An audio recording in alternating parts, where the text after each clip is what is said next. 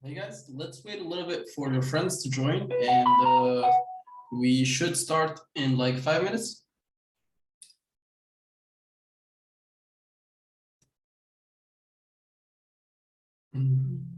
If in the meanwhile, if anybody has any questions, please feel free to ask, right? So if the last lecture or the last few labs were difficult, certainly it's the time to ask. And for those who have any questions about the project, let's leave that till the end of today's two lectures, right? Of today's time period.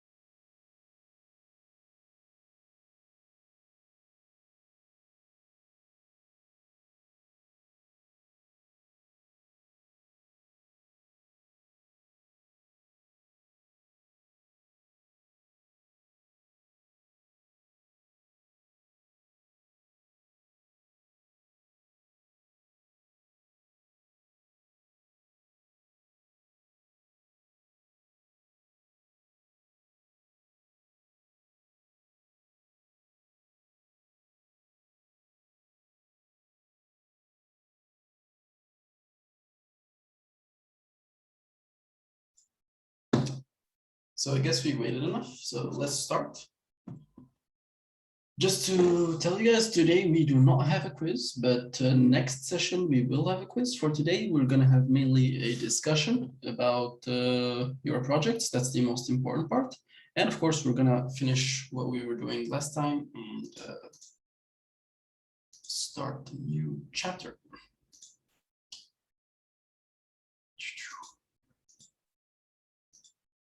So just to confirm, did we finish the lecture last time or not yet?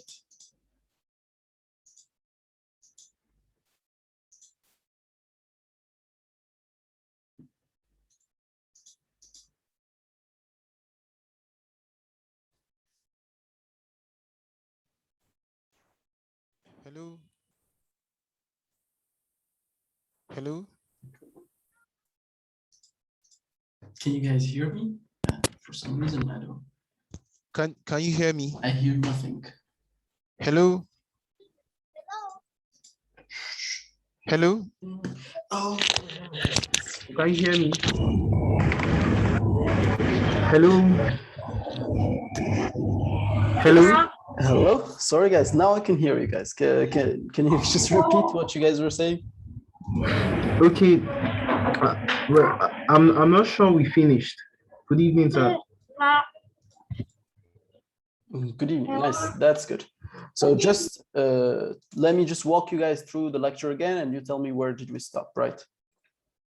So this is the lecture that we had last time. We spoke about object detection in general. We spoke about what it is. We spoke about its applications. We spoke about the basic simple model for object detection, which is a sliding 2D CNN.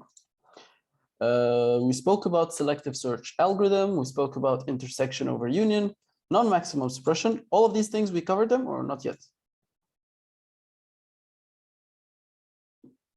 Yes, we spoke about all of this. And where did we stop? Did we cover all of this? I remember we finished everything. Yeah, I remember also we finished the whole lecture, right? That's good. Thank you. But if you guys still need a bit of a revision, let's revise it together. Let me send you the labs. So there will be a lot of labs for this one. It's a bit of an important topic.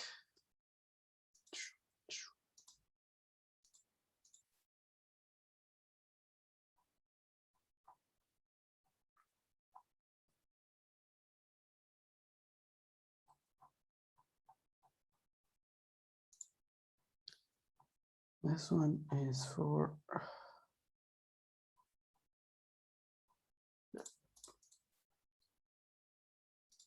share the lab. Anybody can be a viewer. Copy the link. Let me send it over Telegram. There we go. So this is the first lab. There are overall 3 labs for this lecture, because there are 3 main models that you could be working with. And we will try to cover them in as much detail as possible. So first, let's go through the lecture again. So as I said, we spoke about object detection. We spoke about the sliding 2D CNN operation. We spoke about intersection over union and why it's a very important metric. So the intersection tells us how much they are similar to each other. And when we divide it by the union, it's kind of penalizing it by their differences, right? So we're penalizing it by this extra space around that is not shared or that is not common between the 2 predictions or between the prediction and the real bounding box. We saw how we can use this idea of intersection over union to apply it on the non-maximum suppression algorithm, which is still currently used for all different models that we will see in the lab. And of course, we spoke about the RCNN model, which was the first, let's say, object detection model that gave good results. After that, which is just a combination of selective search with a CNN, right? We saw its problems in training time and inference time, which were solved by fast RCNN, which is just introducing a new simple trick. Instead of sending every single region of interest through the CNN again, we send the whole image once and apply this ROI mapping, between the selective search results and the area that is corresponding to it in the feature map. So this is just a direct mapping, very simple calculations like x divided by width multiplied by the width of the feature map. And same thing for the y, but with the height and the height of the feature map. Same thing for the width and height of the objects. So it's an operation that is like O of 1, right? Whereas sending this image or this region of interest through the CNN, this is an operation which is a very costly one, right?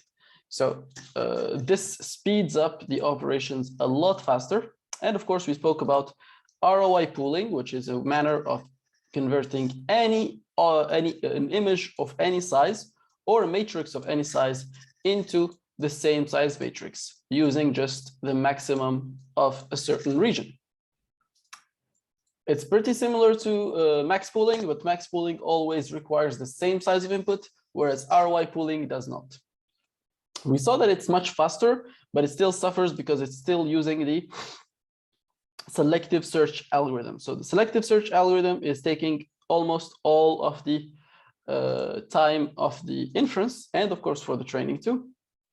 This is why faster RCNN was introduced, by proposing these regions of interest not through a sequential algorithm, but through a parallel neural network. So it's a neural network that can be applied in parallel, means GPUs can do this operation in a matter of like this, just fractions of seconds, whereas the sequential selective search algorithm takes at least 2 or 3 seconds, right? So the operation is pretty simple. As we said, we have a neural network that gives us the regions of interest, and we have the same fast RCNN architecture, which is just a VGG backbone or some sort of a CNN backbone, followed by ROI pooling, followed by a simple classification and regression neural network. After that, we spoke about region proposal networks in a bit more detail, and we said that they are searching. So this is exactly like what we proposed in the start of the lecture.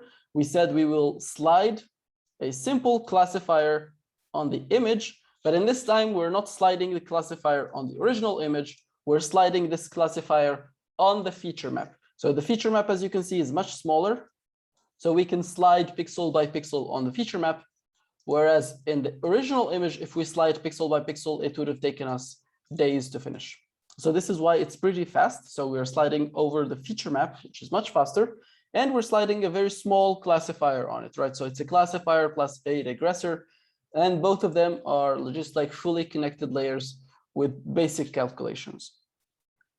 At each point in this feature map, we will slide different kernels of different sizes, and this is also something that we have proposed, which is different ratios like this to detect different shapes of objects, and of course smaller versions and bigger versions to detect different types of objects. Overall, we have 9 anchors. So at each step, we should have 2 times 9 classifications and 4 times 9 regressions. This is the overall faster RCNN architecture. Just to put it back in the perspective, we have RPN and we have the fast RCNN architecture in here. This is just like a small summary for the RCNN family, which is RCNN in here, the original one using selective search, fast RCNN also using selective search, but adding this ability to send the image once through the image, through the CNN, and of course, adding the concept of ROI pooling. After that, we have the faster RCNN, which deleted region proposal network or region proposal algorithm, which is selective search, and replaced it with RPN, which is a region proposal network, and the rest is still the same. Of course, there is mask RCNN, which we will be covering in the next lecture. After that, we spoke about Detectron, which is just a library from Facebook that implements faster RCNN network. And we spoke about YOLO, the YOLO v3 architecture mainly, which is just a set of convolutional layers that end up with a convolutional feature map. This is a feature map, by the way. This is not some sort of like a mystery. This is a feature map. And every single channel in this feature map contains the following information, right? So every single pixel contains a lot of, what are they called? Channels, right? So because it's a feature map, and the channels represent the following. They represent 3 boxes. Each box contains objectness score, bounding box coordinates, and class scores.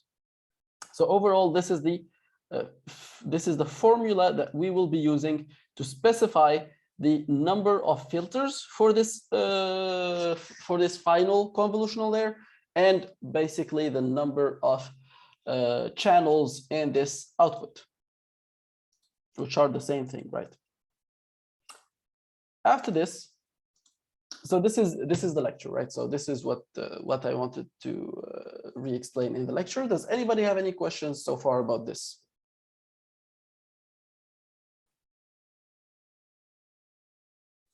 I see a question coming ahead. What is the difference between bounding box and anchors? Amazing, amazing question.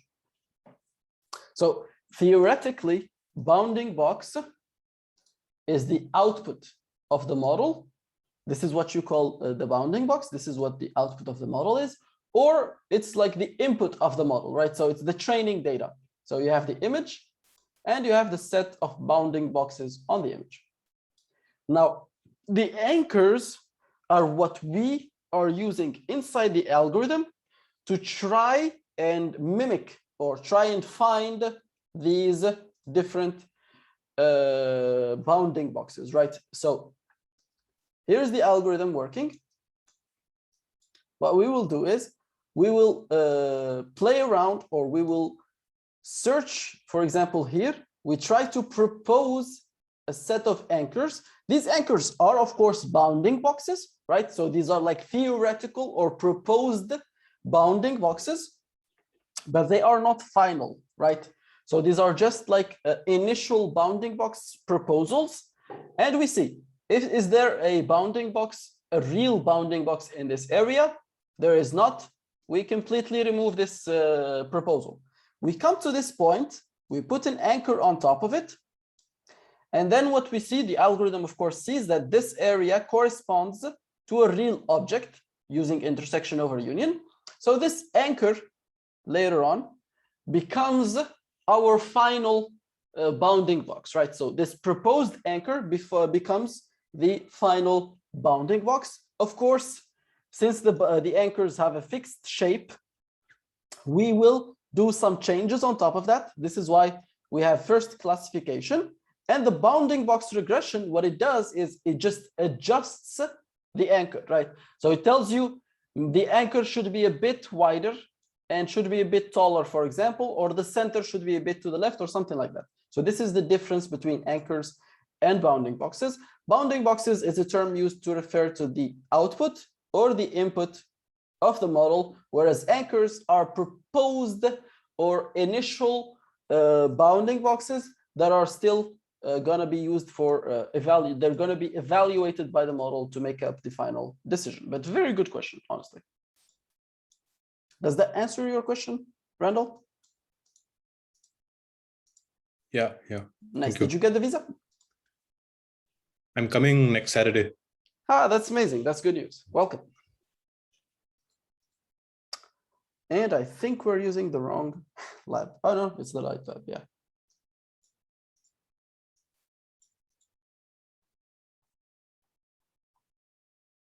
No, this is the wrong lab. This is the right lab. Yeah. Sorry. This is next week's lab. So let's do share.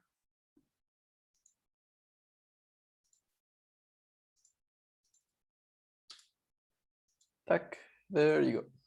So this lab is actually just a recap of a talk I gave on Kubeflow orchestration on edge devices, so for edge object detection. But we are going to ignore the kubeflow orchestration part. It's not even included in this place. And of course, we're going to ignore the edge part. We're just going to speak about the object detection in general. And of course, later on, the final lecture or the final part of this course, we'll speak about kubeflow orchestration, and we'll speak about edge processing or edge computer vision, like computer vision on the edge. Very nice. So overall, what we're going to see in this lab is the following. So we're going to understand what GPUs are. Of course, we're going to understand what is the arch level and how can we find this information and why is it important. We're going to see that in order to run an object detection model, we're going to have to configure, of course, its installation. Of course, configure, for example, if it's using Python, we're going to have to configure Python. If it's using Darknet, we're going to have to install and configure Darknet. So in this case, we're going to download and configure Darknet for this specific GPU. And we're going to, install Darknet or make it. We're going to download the dataset from RoboFlow. I'm going to show you what RoboFlow is and why are we going to use it. And we're going to configure a custom YOLO v4 training config file for Darknet. We're going to use the smallest YOLO v4 possible, but of course you could use scaled YOLO v4 or just the normal version of YOLO v4. And of course, we're going to see how we can reload YOLO v4 or trained weights of YOLO v4 and make inferences on test images. So let's start. This is going to be the, what is it called? The output of our model. So our model will try to predict whether there is an empty space or there is no empty space inside a parking lot. So it's a kind of a parking lot monitoring system. It's pretty useful as it will help us understand how many places are left in our parking lot. Is the goal clear so far? Yes, just to confirm that you guys can hear me and I can hear you because I'm a bit, can somebody just say anything, say random stuff? Yes, we can hear you. Nice, perfect. I just was wondering because I'm using like the headphones and I had some problems with those, but nice. If I don't hear you for some reason, just please write a message. Huh? So first thing we're going to do is check our NVIDIA version. So basically the installation of CUDA. We're going to check what is the NVCC version, and we should also be checking other information, for example, here. So here, this is the CUDA version. This is the driver version. This is how much RAM do we have. And usually you will see all the processes here, how many cores are they using and how much RAM that they are using, how much GPU RAM they are using. But the most important information is, of course, this arch level or this architecture value. So usually there is two values that you should be looking for before you start by what is it called? Configuring Darknet on a certain GPU. You must specify what is this architecture or arch value and what is the code value. Usually these are just two values that are specific for every GPU. What you should do if you don't know them, usually this script works very well. So I usually just use this script on a university or like S3 servers. If you're not S3, like AWS servers, if you have, if your company uses one, or if you're working with something from the universities or something, anything new, any good GPU should be already in this list or on this list. So you really don't have to work a lot. But if you're working with some old laptop or you're working with some old, a bit older version or a bit older GPU, you might not find its values here. Just Google it, right? So for example, you come here, you take, let's say, Jackson TX1. And let's say the following arch value. Usually you're going to find like some, yeah. Usually it just comes up in the first, yeah, it's 5.3, but I don't know how to write it. Let's see. You might find it somewhere here. Compatibility. What is the name of it? Jetson TX1. TX1. PTX. Or let's say Jetson. Well, not here.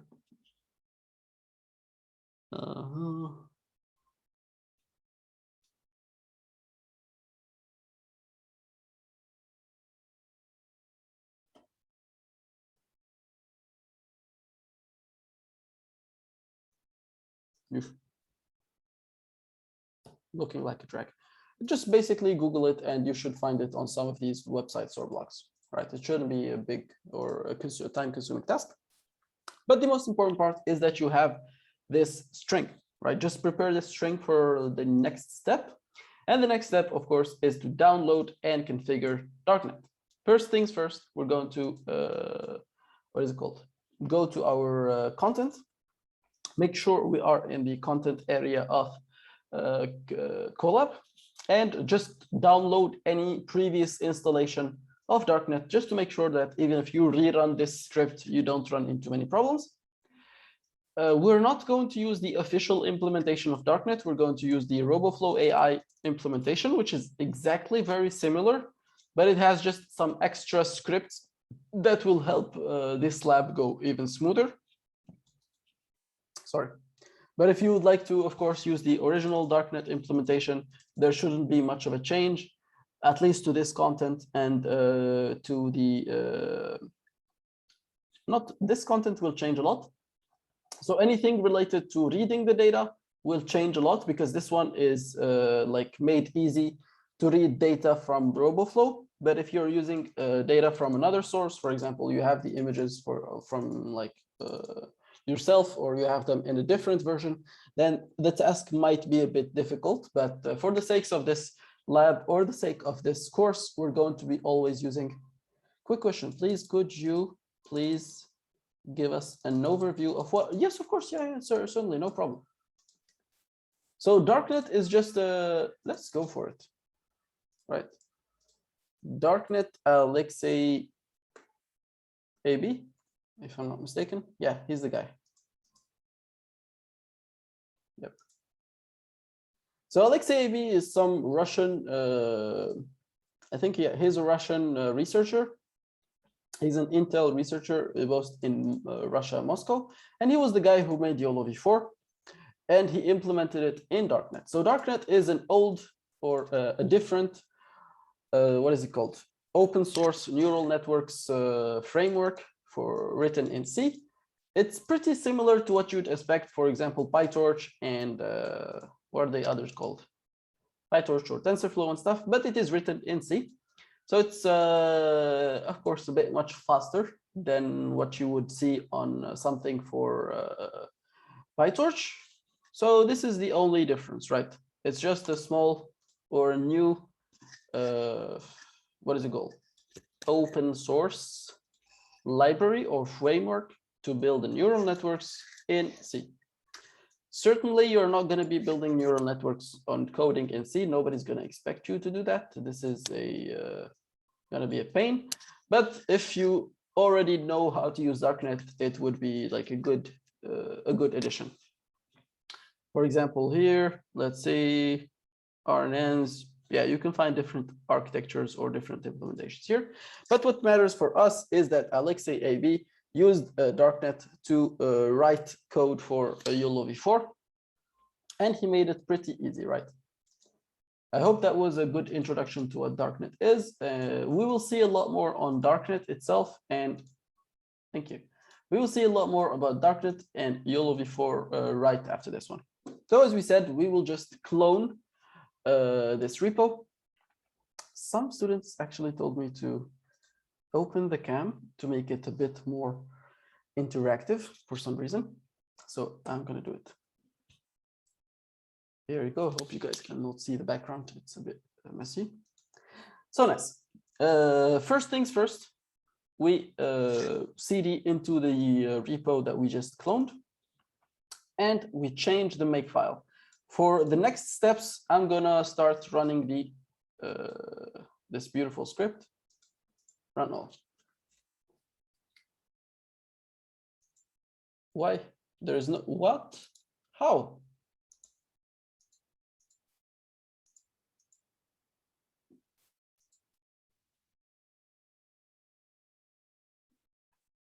Cannot connect. You cannot currently connect due to usage limits. Oh, and sorry, I have billions of other.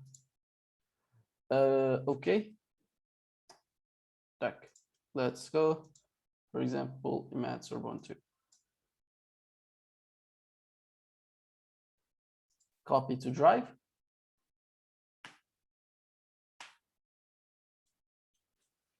Dun, dun. Now I should be able to run it, right?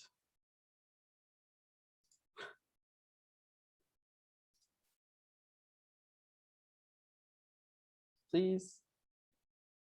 Yes, thank you, Google. So now, thanks to Google, we're able to run this code. So the first things was, as we said, let me try to zoom in maybe. Yeah. Yeah. So we just downloaded Darknet. And the main thing we are going to look for is this makefile. Instead of reading it in here, it's going to be a bit ugly. Let's come here and read the makefile.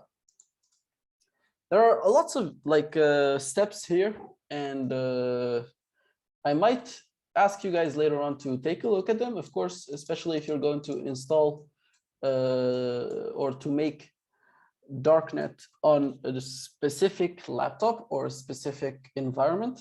Usually you might find an error in one of these areas, but if the environment is correctly set up, if the CUDA is correctly installed, QDNN is installed in its correct locations, then you can safely ignore the rest of this and only focus on the start, exactly on these parts, right?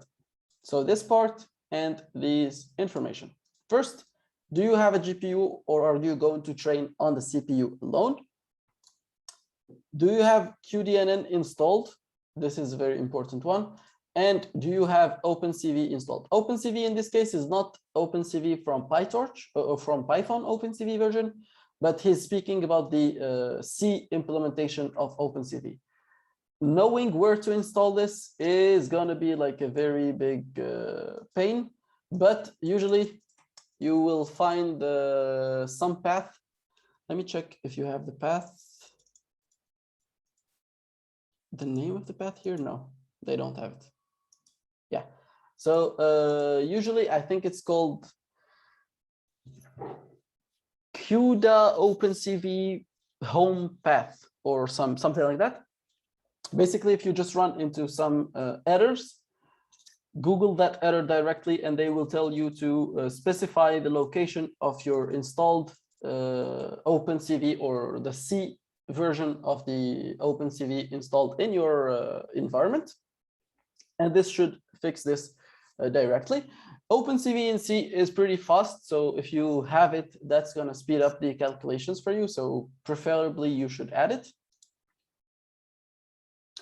And yeah.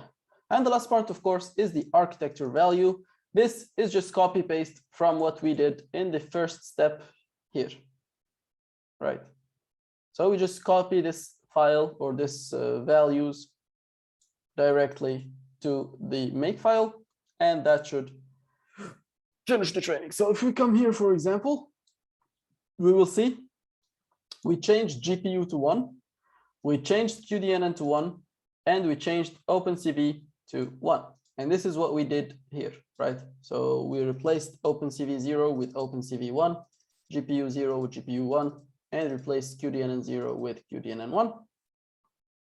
And of course, we put these two beautiful values or replaced this value with the correct values for our arch value from the previous step.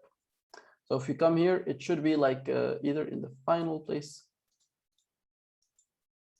Make file, there it is.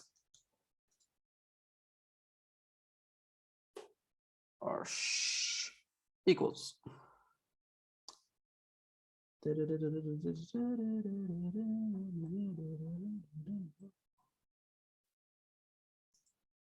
It was changed somewhere, right?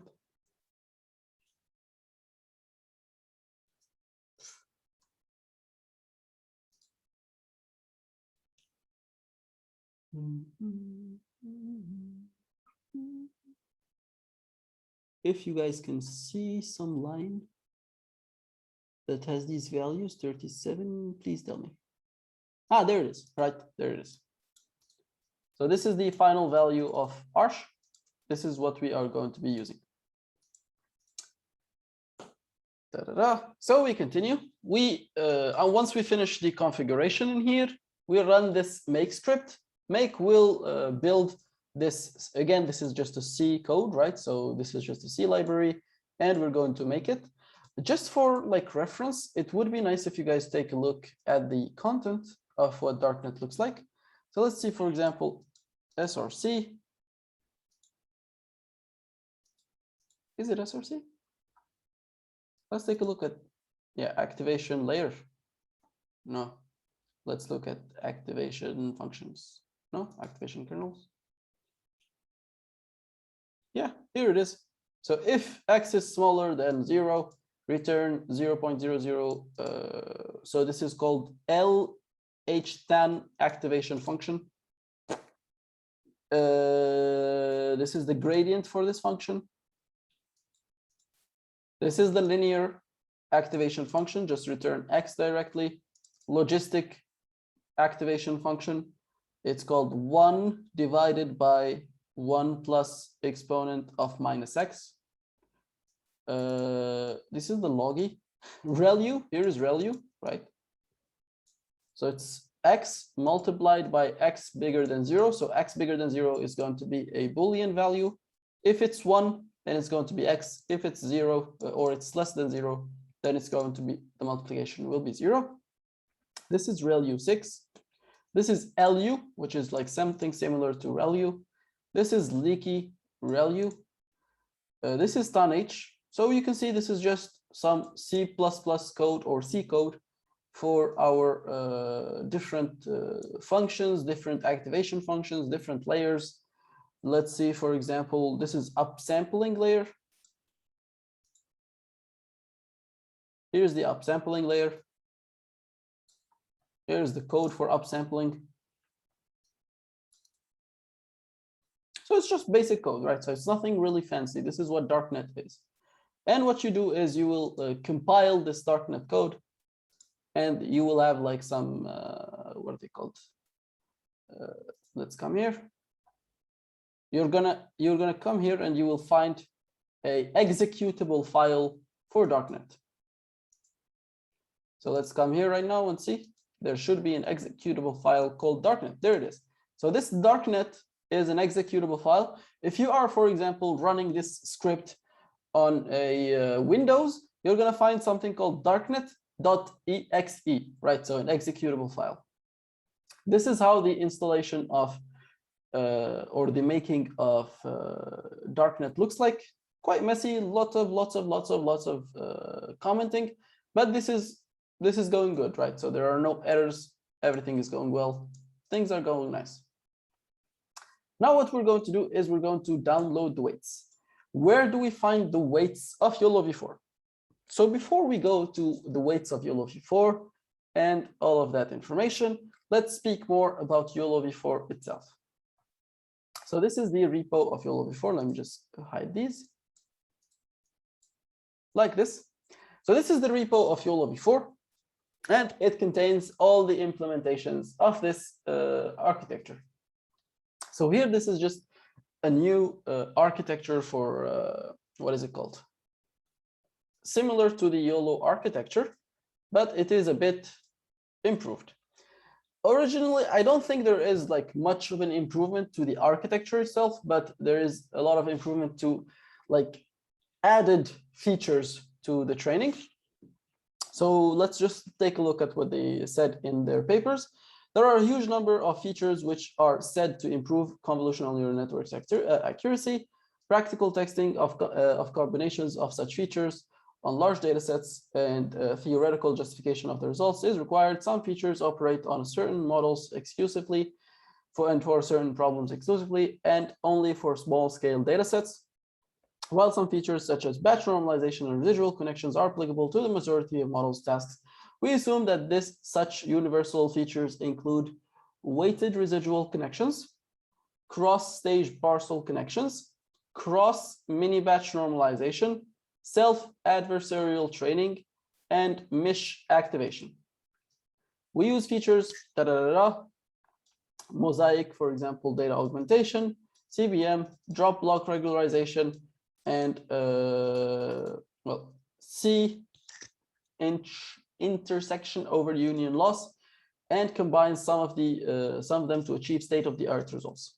So what they have done, they took YOLO v3 as it is, and they just added on top of it some fine-tuning and hyperparameter search to give it much better results. So this is what YOLO v4 is. You would be surprised also, YOLO v5 is nothing too different. It's still YOLO v3, but just a little bit more spices. And same thing also for PP YOLO, it's just YOLO v3, but a little bit more spices. So the only big differences are between YOLO v1, YOLO v2, YOLO v3. Everything that came after YOLO v3 was just building on top of it and then just adding their own spices, right? So here we will just come and see the different,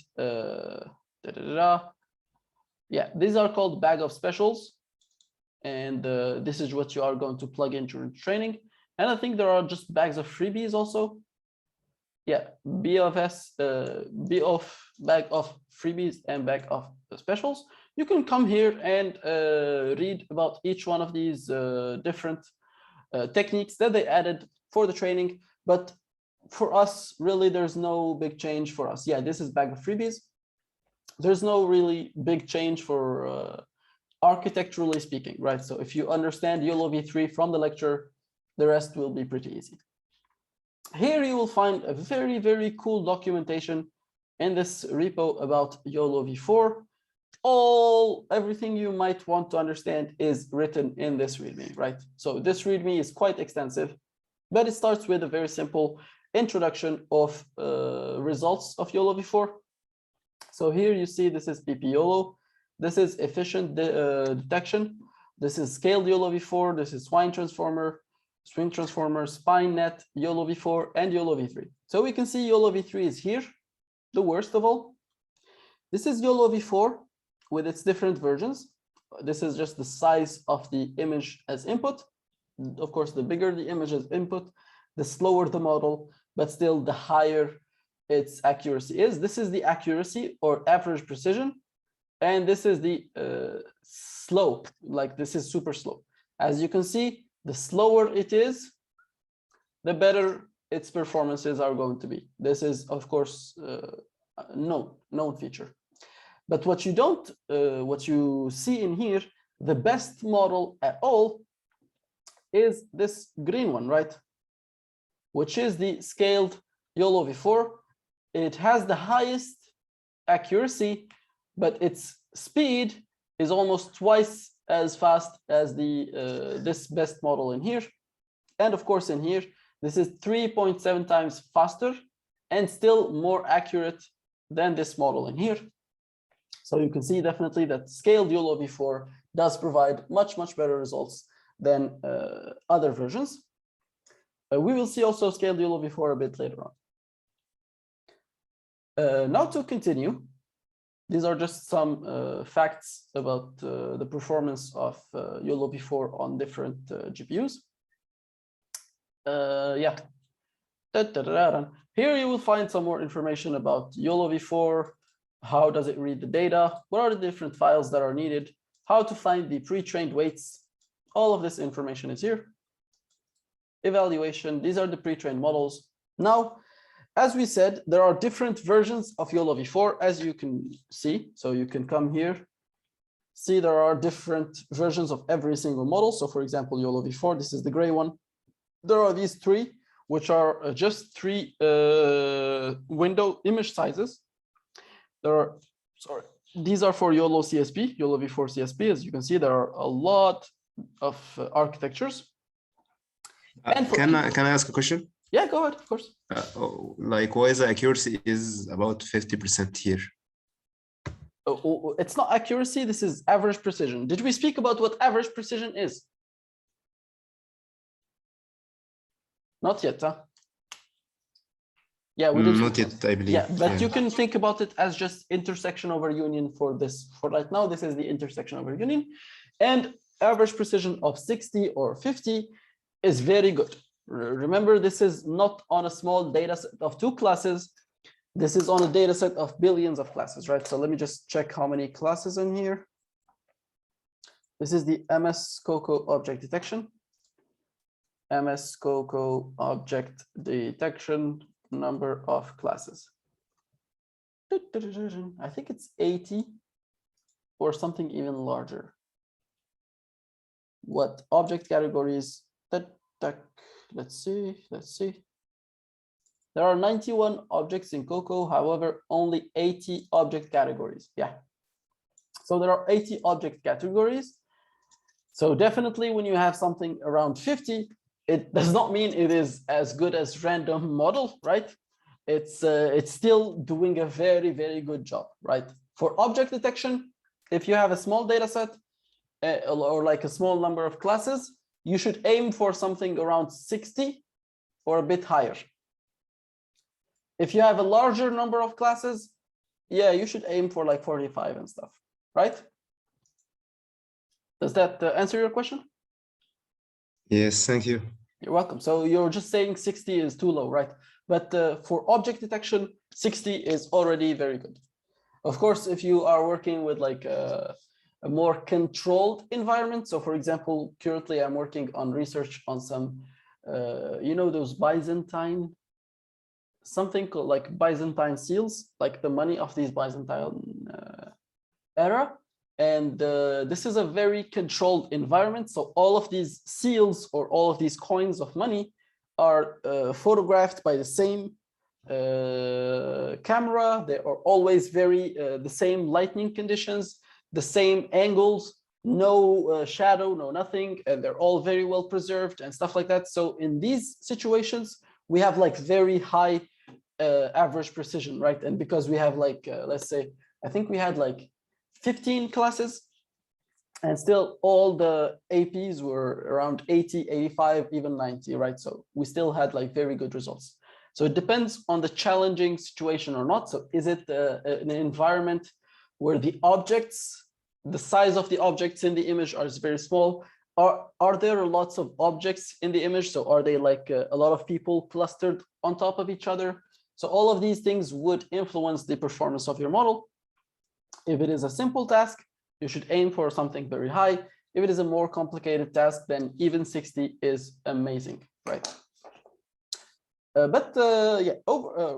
Moving on. So as we said, there are different versions of YOLO v4. Let's take a look at what they are. And of course, where can we find their pre-trained models? First one is YOLO v4 P6. So let's come here and see what P6 is. Here is the beautiful P6 model. So this is the P6 model. It's pretty slow. So it's like 40 milliseconds on this V1000 batch and V100 batch. And its accuracy or its average precision is very high, right? So it's a good model, but it's still a very big model. So this is the model. You need to find 2 things. The first one is its configs. And this is basically the description of the architecture. So you can see convolutional layer, number of filters, size, stride, padding, activation function, convolutional layers. There should be some YOLO layers. Let me see. Yeah, here's the YOLO layer. This is the YOLO layer. These are the masks, the anchors. Remember the anchors. So all of this is defined in this config file. The config file basically is your definition of the layers. Nobody in their right mind would come and change this config file unless you are working like in depth with these models. But if you're going to just build an object detector, directly take a pre-configured model with its pre-configured or pre-trained weights and combine them together. So we have the config file, which is the definition of the architecture, plus the definition of the training. And we have the pre-trained weights. This is YOLO V4 P5. It's a much smaller model. As you can see, it's almost half in size. And it's a much faster model, but the accuracy is a bit lesser. So you see, we went from 54 to 51. This is YOLO V4 CSP X switch. This is YOLO V4 CSP switch without the X. This is the YOLO V4 X mesh. It's a pretty big one also. Yeah, 381 megabytes, a pretty big one. There is YOLO V4 CSP, and it's also a big one, right? Or scaled YOLO V4. And we have YOLO V4 lone, or like the default one is here. It's a pretty big one. The tiny version is what you should be using if you for the sake of speed. As you can see, speed, it's a very fast model because it's a small model, and it's a very fast in training, right? So the training of this model is pretty fast. It still gives very good results, and it's again a pretty fast model. Here you can find its configs and its weights.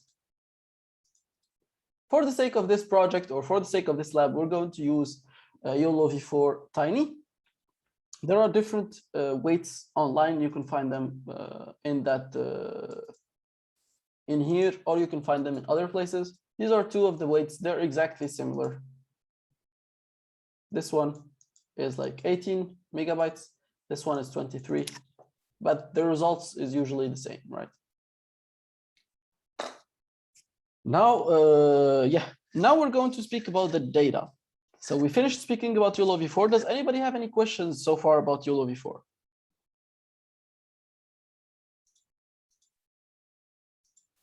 Now let's go speak then about the data. For the data, we're going to use a website called Your RoboFlow, which kind of pre-configures or simplifies our task. So it already comes with lots of pre-trained or lots of easy to use object detection data sets. So for example, this is Anki vector robot data set. You guys cannot see it like this, but like this you can see it. And here let's take for example a look. So let's take a look like this. Images.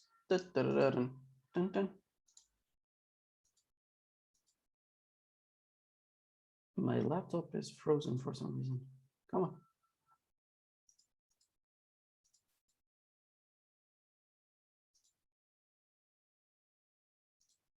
It should be like zoomed in and give you a better view.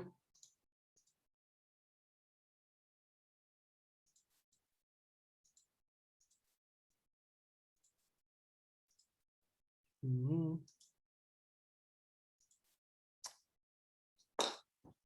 Okay, let's zoom in like this then.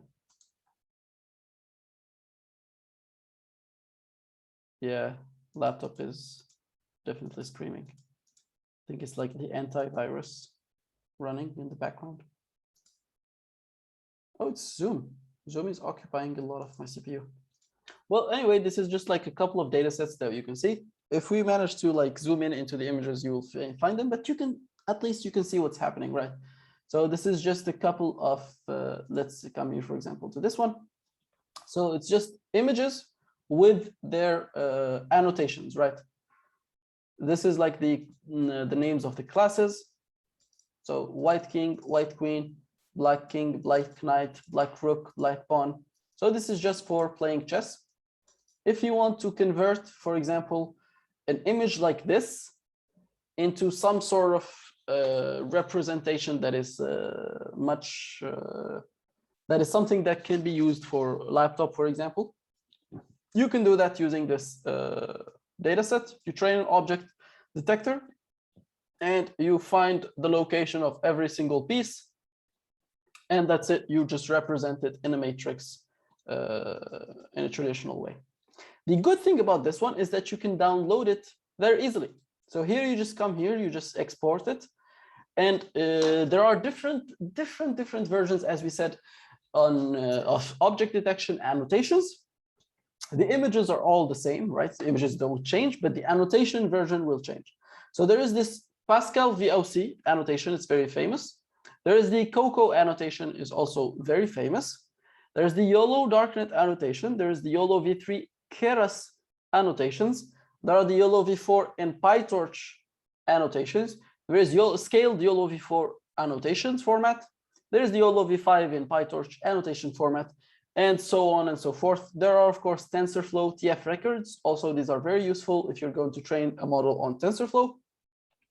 There are OpenAI clip classifications, multi-class classification, RetinaNet, Keras, TensorFlow object detection in CSV.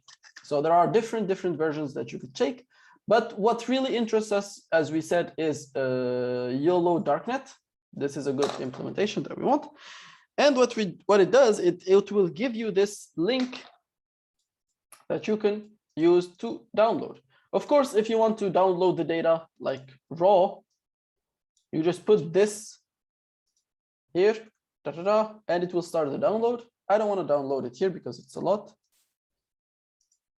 But if you want to use it inside of a Jupyter notebook, just copy this part. Come here, put it here. Sorry.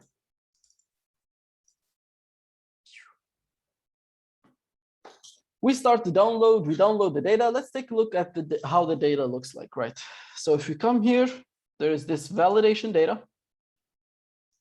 Raccoon? Ah, no, I don't want this raccoon data set. We said we are going to use the, which data set are we going to use? The parking lot data set, right? Here it is. This is the parking lot data set. We come here, choose YOLO v4, show download code. Deck. Come back here. Nice. Now we're going to re-download the data, and we'll take a look at the rest pretty soon. Do you guys need a small break right now, or should we continue? There's still some training left.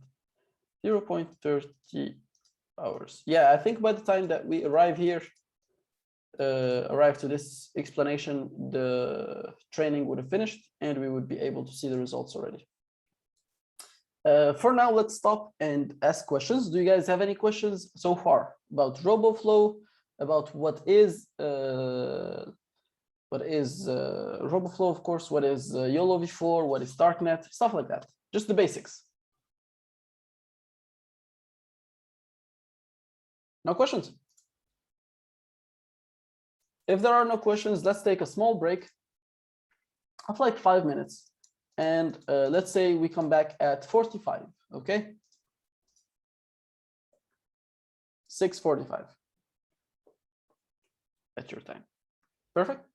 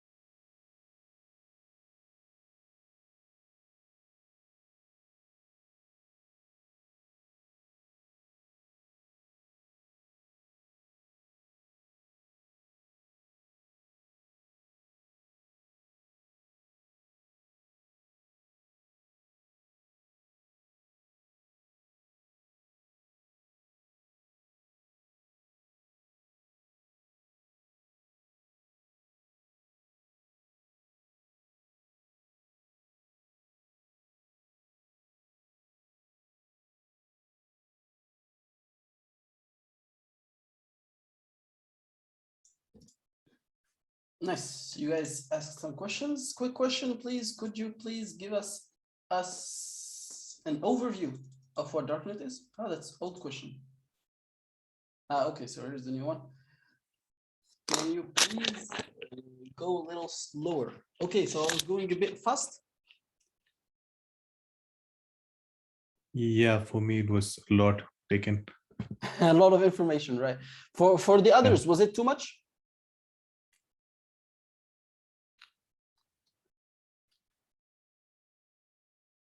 Anybody from the others can tell us if it was a bit too much, too fast information, or was it something that you're already familiar with?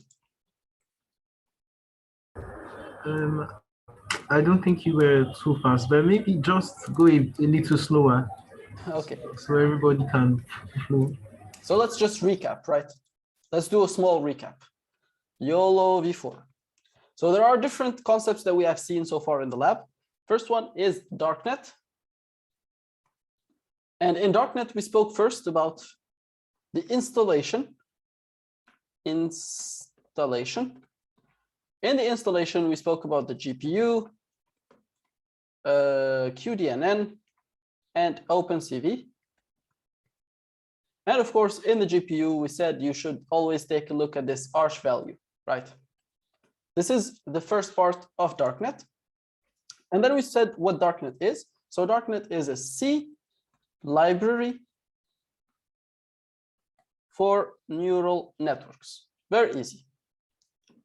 And we saw the code of darknet. It was pretty simple, very expectable or understandable, but I wouldn't recommend playing around with it, right? Unless you know what you're doing. For example, you would like to just add an extra activation layer or something like that, something pretty simple, like just copy paste and change the operations.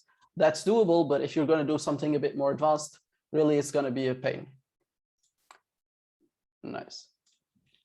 What else did we speak about in darknet? So we saw darknet. Nothing more. I think that's enough about darknet. Yeah, that's all. Yeah, it's pretty fast, right? It is very fast. After that, we spoke about YOLO v4 on itself, or let's speak about on this side about the useless stuff. So we spoke about RoboFlow as a website. So website for data, website to store data, and it has lots of freely accessible data. And what it can give you is exportation in different formats. So as you can imagine, we have images, and in each image, there are lots of rectangles. And each rectangle can be represented in a different way. So you can store this information about the X, Y, Z, X, Y, and width and height in a JSON, right? Like this. Or you can store it in a text file, line by line. And of course, you could either speak about X, Y, and width and height, or for example, this XY here and XY here. There are different annotations, there are different formats. Everybody just uses their own, and there are different versions of these things, right? And the RoboFlow allows you to do this conversion pretty quickly and allows you to give or allow you to download the data in any format that you want. And then we spoke about YOLO v4. We spoke about Alexei AB. He's a researcher in Moscow, and his implementation has different architectures. Each architecture has a config file and a weights, right? Pre-trained weights. So far, this is what we have covered in this lab. I hope this at least gave you a bit of a structure. And once we finish, we will build one of these together. I found it pretty useful to build a structure of the content in order to understand or to connect the dots. Let's continue. Yeah, so far, this is what we spoke about. We spoke about the data, downloading the data, finished that. Now let's see how the data looks like. First things first. When we downloaded the data, we had a couple of information. we have the valid file or folder, and we have the train folder, right? We have the train folder, test folder, and this export folder. What else do we have? That's it. So let's come and look at all of these files. First, we have this darknet.labels. We have only one label, which is raccoon. If we had multiple, we would have raccoon, horse, animal, human, like just like this. So this is how the structure of this file looks like. And then we have the images, right? I would assume this is an image. Here's the image, followed by a txt file with the same name. So you can see the same name of the image, but it is a txt file. In this txt file, you will find the annotation. So the annotations are pretty simple. For every single image, we have a txt file. Inside the txt file, we have multiple lines. So let's say it was looking like this, right? Every single line is a bounding box inside the image. First information, class index of this bounding box or of this object. Is it a raccoon? Is it a human being? Based on this number. This is the index of the class. The class order or the labels are here. This is class number 1, class number 2, class number 3, right? So here you just put it and you start from 0. Now the others, this is the information about what? About the location of the object. Simply put, this is the, as you can see, this is a number between 0 and 1, meaning it is a, how do we say this? It's normalized by the, stop, don't download. Nice. So it is normalized by the width and height of the image, right? I would assume this is the center. This is the X of the center. This is the Y of the center. This is the width, and this is the height. If we come here to Alexa AB, we check how the data looks like, right? So here we can read more about what the data should look like. The data should look like this.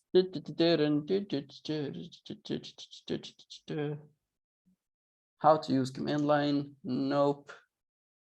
How to compile? Nope. Compile for Windows? No. Train on multiple GPUs? No. How to train? Nice. Here should be information about the data. No. No. Here it is. Yeah. So again, as we said, the objects class, the center, the Y center, the width, and the height, and they are all normalized between 0 and 1. So here this is from 0 to class -1. All the values are relative to the width and height of the image, and it can be between 0 and 1. This is the information. Just to calculate it, if you have the absolute X, you just divide it by the image width. If you have the height, for example, you just take the height and you divide it by the image height. And this is how it would look like, right? Let's come back.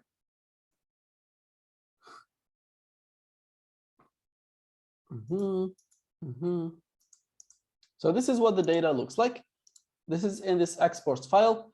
Then we split it, or it's already splitted between train, test, and validation. So we come to the validation data.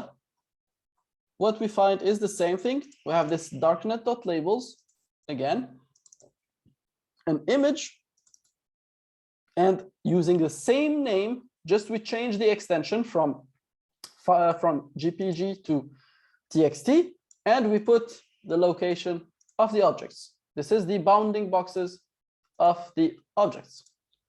Pretty simple, right? So overall, what we will do, we will come here, we copy this darknet.labels file into something called data object.names. Now to train YOLO v4, you need the following. How to train on a custom dataset.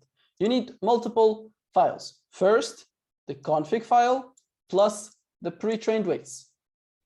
Second, no need. And no need, this is just from extra configs. No need. Yes. Second part is object.names and object.data. So object.names is a very simple file. It just contains the names of the objects, each in a new line, as we have seen. Object.data now is a file or a config file that contains the following: number of classes, location of the training data, location of the validation data. If you have, for example, a test data set, then you write test equals location of the test data, names of the classes. So this is the location of the object.names, or the names of the objects or the classes.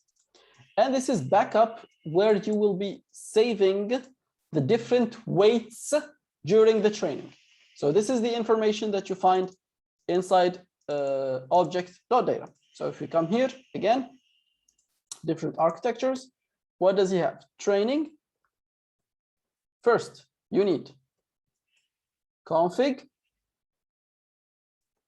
plus weights. Second, no, then let's put it like this, right?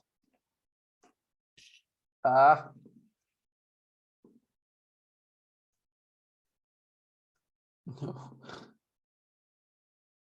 Nope. Wait. So config and weights. Next is object.names. Next is object.data. Right. So this is the things that you will need to officially train it. So far, what we have seen is, let's come back. So object.names and object.data. That's it. Now, the location of the training data, either, so you can do two things. Either you put the training data in a separate folder, testing data in a separate folder, or what you can do, keep all the data together and just create a list of the images for training and another list of the images for testing. You can create either here a folder for training and a folder for testing, or simply a TXT file that contains the names of the images for training. Every line contains the name of the image for training. Every line contains the name of the image for testing, in this case here. That's it. So you have two ways of doing things. Yeah, put images in .jpeg file, put them here. And you should label each object in, yeah, so this is just a cool way of labeling your data. You can use this software, but it's pretty cool. This is just how the labeling looks like. We have all of this already done for us by our RoboFlow. So RoboFlow already comes with all of these instructions, or all of these instructions clearly followed, and everything's already done for you. If you don't have this already done, then you will manually create the change from a certain annotation format to another. So for example, if your data set is in Cocoa JSON format, then you will convert it from Cocoa to this format, to this TXT format, right? From JSON to TXT. You can either write your own converter or you find something online, no worries. So let's come back to the data here, to the code. So what we do, we create the object.names.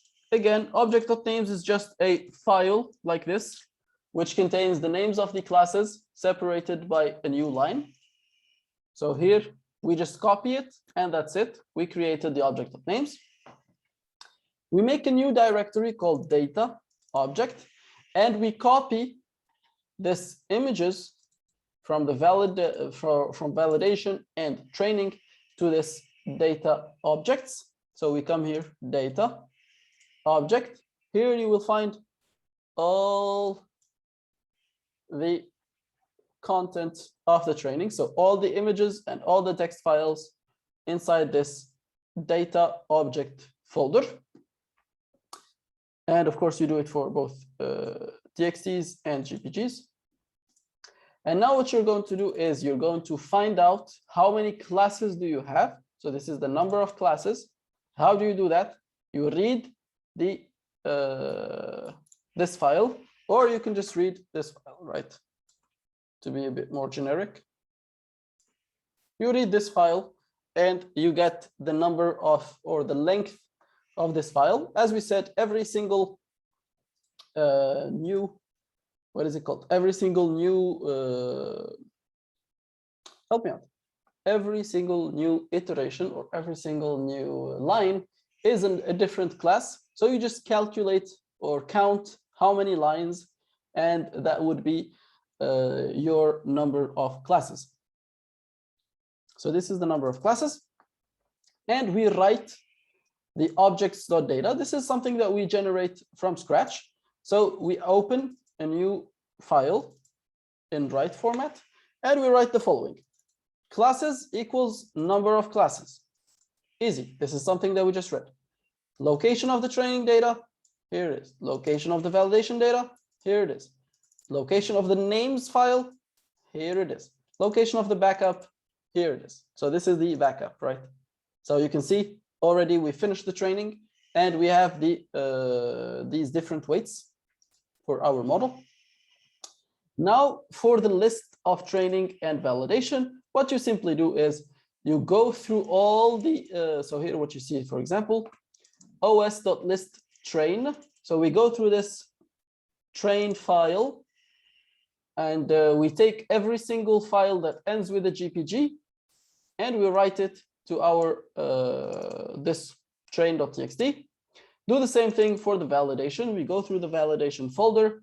Every file that ends with a GPG, we put it in this correct location, so in this txt file, following or starting with the correct location that we just copied here. So if we go to, for example, this name data, no, sorry, if we go to data train.txt, let's come here, data train.valid.txt, for example, this is our validation data. This is our training data, the location of the training images. Easy. And that's it. Now this is for setting up the data set. Now let's set up the configs. So as we said here,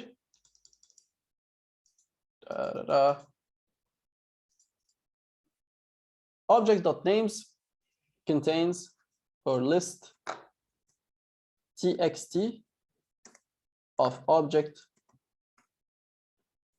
names. Object.data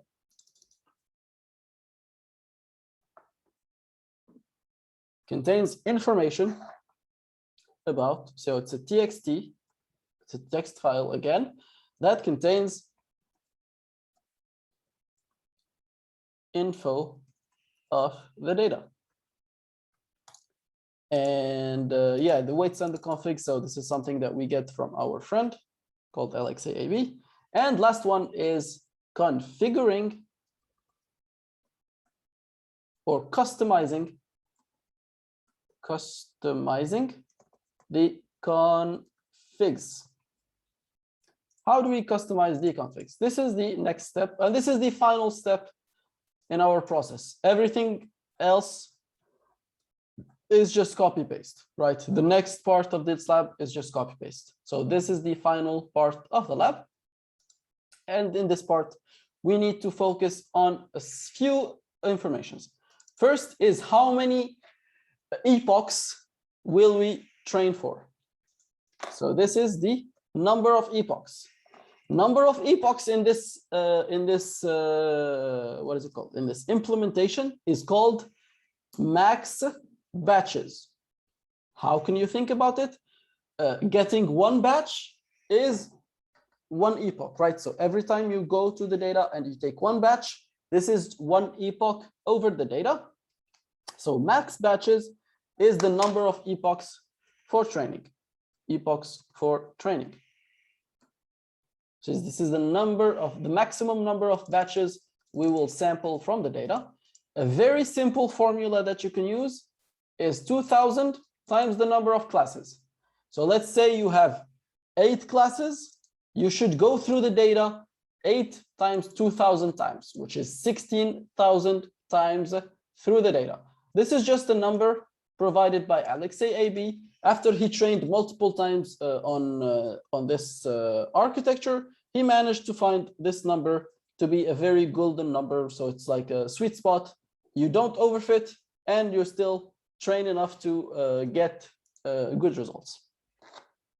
These steps are just steps for evaluation. And usually during the training, if we come here, for example, to the training, so we have 2000. At 80% of the training, we will do an evaluation and save the model. At 90% of the training, we will do an evaluation and save the model. So this is pretty useful just to make sure that you don't overfit, right? So if 2000 times number of classes is too much, you still have the model at 80% of the training and at 90% of the training. So if we come here, for example, at epoch, I think 1800, there should be, yes, there it is. So 1802, this is 1800. Yep, 1800, we start calculating the mean average precision.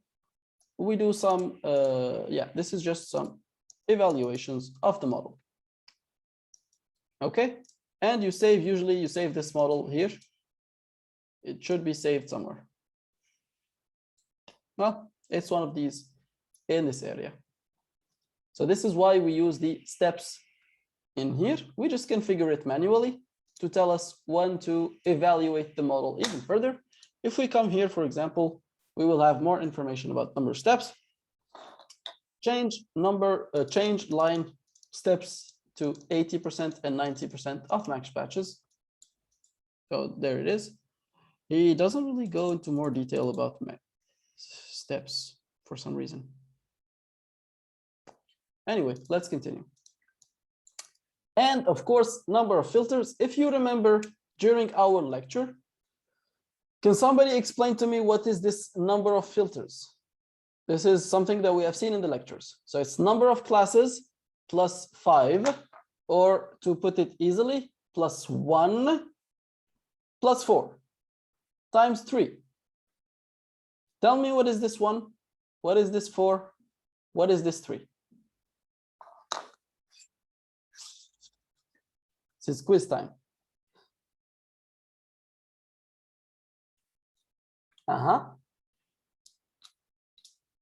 Anybody has any ideas? 3 is the number of channels, I think. Nope.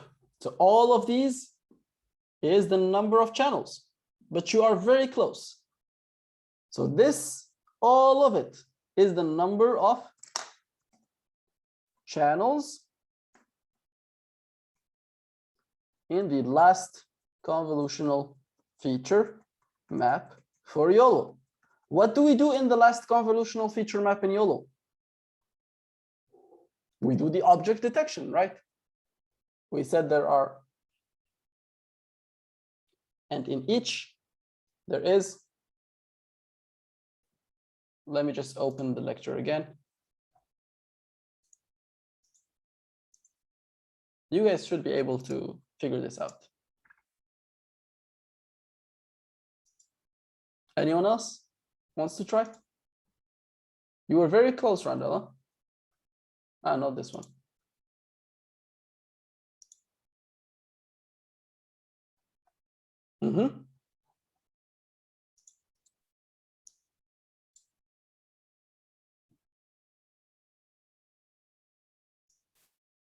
Anybody wants to explain to me what is this? Plus 5, 3.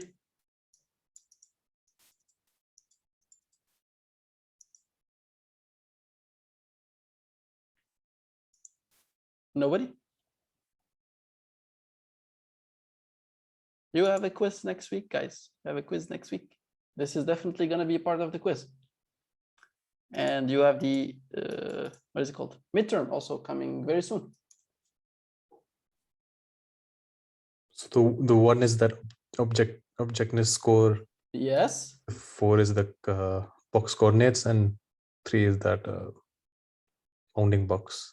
Number of bounding boxes. Why do we use this number of bounding boxes? Because we have different anchors. Remember, in here, we had 9 anchors. And this is for faster RCNN. Sorry, let me close. This is for faster RCNN, but for YOLO, we have 3 in here, 3 in here, and 3 in here.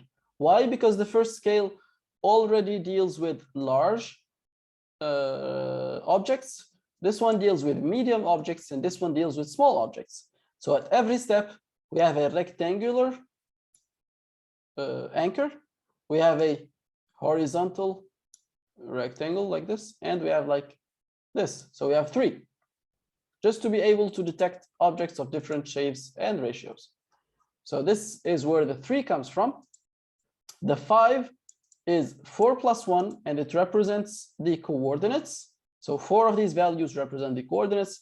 1 of these values represent the objectness score, and the rest of the values is the number of classes. So if we come here, we will see number of classes plus 1 for objectness score plus 4 for the bounding box locations, and multiplied by 3 for the number of anchors that we will put on that location.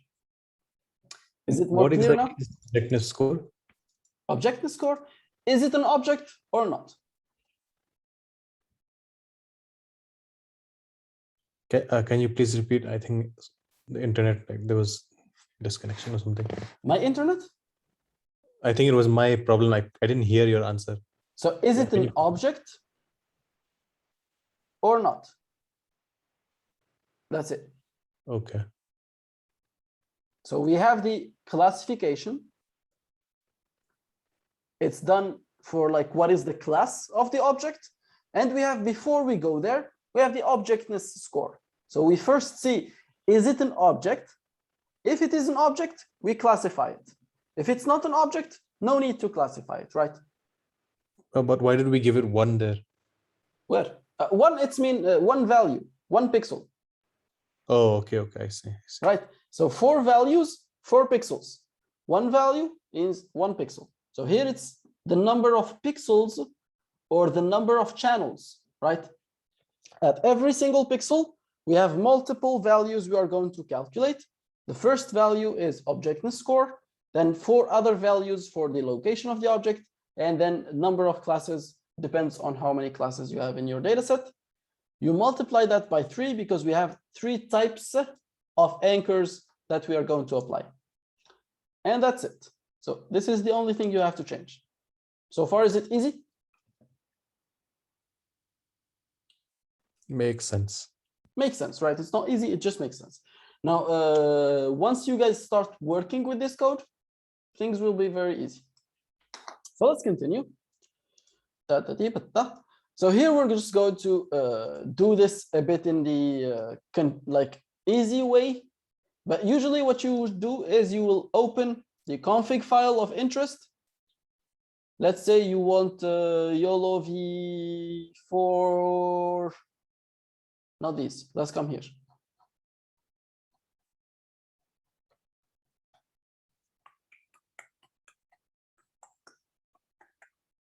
Let's go to the configs, YOLO v4 tiny. Let's go to the smaller one. Here's YOLO v4 tiny.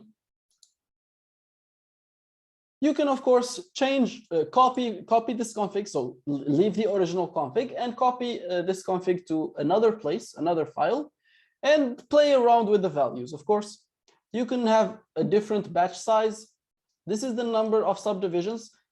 Just how much do you divide this batch when you are loading it from the disk? So this is just something to speed up the loading from the disk and saving in the RAM. This is the image height and width. Number of channels of the image. Is it grayscale or is it RGB? Momentum, this is for training. Decay, angle, saturation, exposure, and hue. So these values are for the, what is he called? That guy. Remember when we said mosaic and some image processing? So all of this is for the pre-processing or image augmentations. And here we have learning rate. Burn in, it's when do we start, I think, decreasing. And here is the maximum number of batches. So for example, here we have 200 or 2 million. Is it 2 million? I don't know. 200, 2000, 20,000, 200,000. Yeah, 2 million epochs, which is a lot for training, but this is for the original data set. So it's for like a data set with millions of samples. Number of steps, again, 80% of the training and 90% of the training. This is just useless. Yeah, and this is where you can just play around with the configs again, as I said.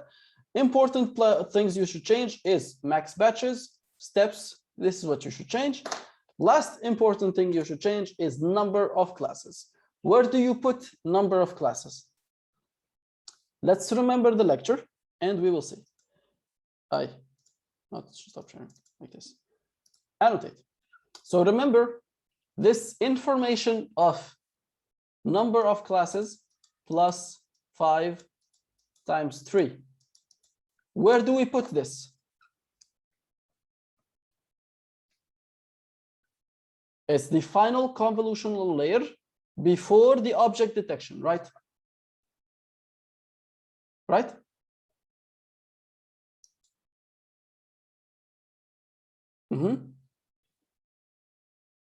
Anybody following?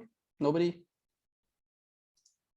Yes. So please try to be more reactive so I understand if you guys are understanding, or I should repeat a little bit slower. So what you should do, find every single layer that is called YOLO layer. So YOLO layers mean it's a classific or a final layer for object detection. Sorry, my internet is pretty bad. Your voice keeps breaking. Is this from my side or from your side, guys? I think it's from his side. It's good from my end. Good, good. So I will try to like close the cameras, close cameras if you guys are opening the cameras. This should be a bit better. So remember this rule. Find every single YOLO layer inside this config file.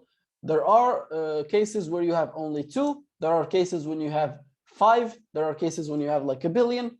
Doesn't matter. Every single YOLO layer inside this config file, find it. What you should do, change the number of filters in the previous convolutional layer. What do you do? Simply, every single YOLO layer, go to its previous convolutional layer and change its number of filters. How do you change its number of filters? To this formula. Number of classes plus 5 times 3. So in our case, in this lab, we have just 1 class plus 5. So it is 6, right? Times 3. This gives you 18. So what you should do, find every single YOLO layer, the previous convolutional layer, instead of 255, put 18. Okay? This is the third thing you should do. Fourth thing is changing the number of classes inside the YOLO layer. And that's it. That's all. Nothing else you should do. So if we come back here, for example, here we are changing, as you see, the number of batches. So maximum number of batches. We are changing the steps, as you can see. And then we just don't do any changes until we arrive to the YOLO layers. YOLO, YOLO, YOLO, YOLO, YOLO, YOLO. Yeah, here it is. YOLO layer. The convolutional layer right before it, we change its number of filters. And we change the number of classes inside the YOLO layer. You see, all the other convolutional layers, we don't change them. We keep them the same because we have them pre-trained weights. And only the final convolutional layer before a YOLO layer changes. Of course, we have, in this case, 2 YOLO layers. So we continue until we find the second YOLO layer, and we do the same thing to it. And that's it. So far, easy?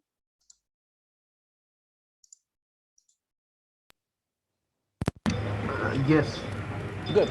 All of this information, all of these steps are, as I said, written inside this repo. This is a very detailed README. If you go to train, how to evaluate, how to train on a custom data set, all of these steps are clearly described in this area. So here they're telling you how much you should put the max batches. This is the network size, number of filters, change them to this formula for each convolutional layer before each YOLO layer. Keep in mind that it only has to be the last convolutional layer before, and that's it. Easy, easy peasy. Of course, there are these Gaussian YOLO layers. Changing the number of filters does have a different formula, but this is just outside of this. How we choose the optimum number of batches? Batch size or max batches? Actually, I want to ask about both. Both. Batch size, try to increase it as much as possible, as long as they fit inside your GPU, right? So this is something that depends on your GPU. If you have a GPU that has a high RAM, put, let's say, 64, put 128, doesn't matter. Put as much as your GPU can take. And for example, if you have a small, question, isn't it affect the accuracy of our model or something? Usually it's the more you put, the better, or the more stable the training will be. Okay. Yeah, so if you put more data at each step, the training will be slower, of course, but it will be more stable. It will improve in a more stable way. So either you should have something like this, loss function like this, right? Or you should have like a smooth loss function like this.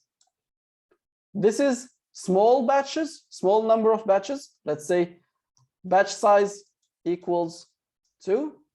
This is batch size equals 100. So this is the only difference, but they all lead to conversions, right? We give them enough time, they will both lead you to conversions. Usually higher number gives you better results. Of course, this is something that is debatable. Some researchers say that you should always use 32, never go higher than 32. Some researchers say the higher it is, the better.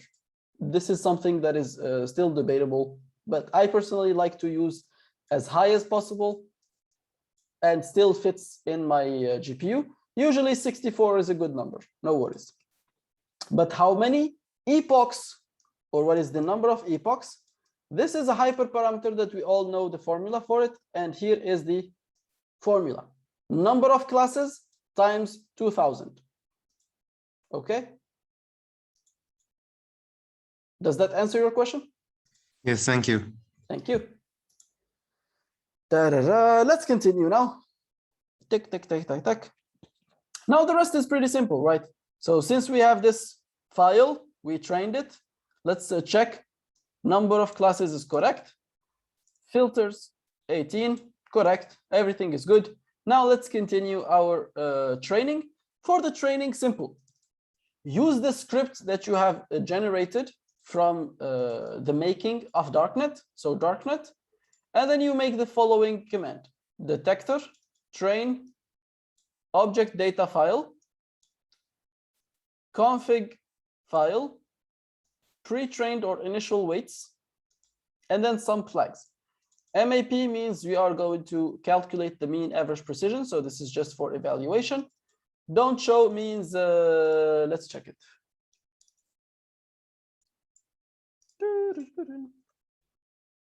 It's just something.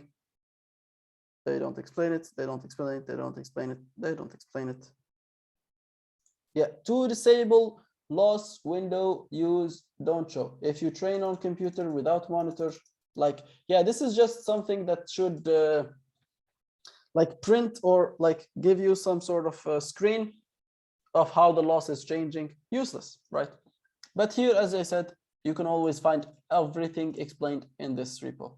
If you don't understand something, you don't understand what MAP does, just come to this repo and it will explain to you. Once this is executed, you will see the training happening. Let's go back to the first part of the training. I want to show you something. Here we are. I think it was deleted, huh? Yeah, it was removed. Anyway, basic thing, what's happening every second, at every iteration or every epoch, you are looking at the data. Here it is. This is, I think, how much time.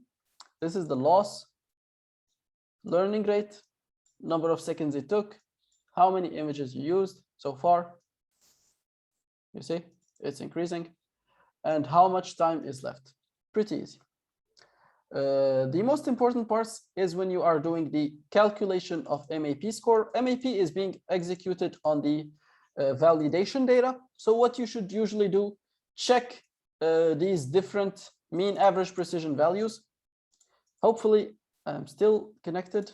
Please do not delete the content. Yeah, so you should have like a PNG here. Yes, here it is.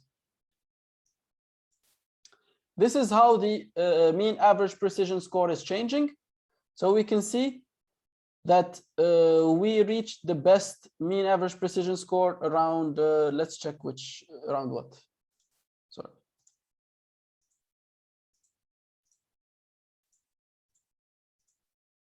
Yes, here's a better one. Right.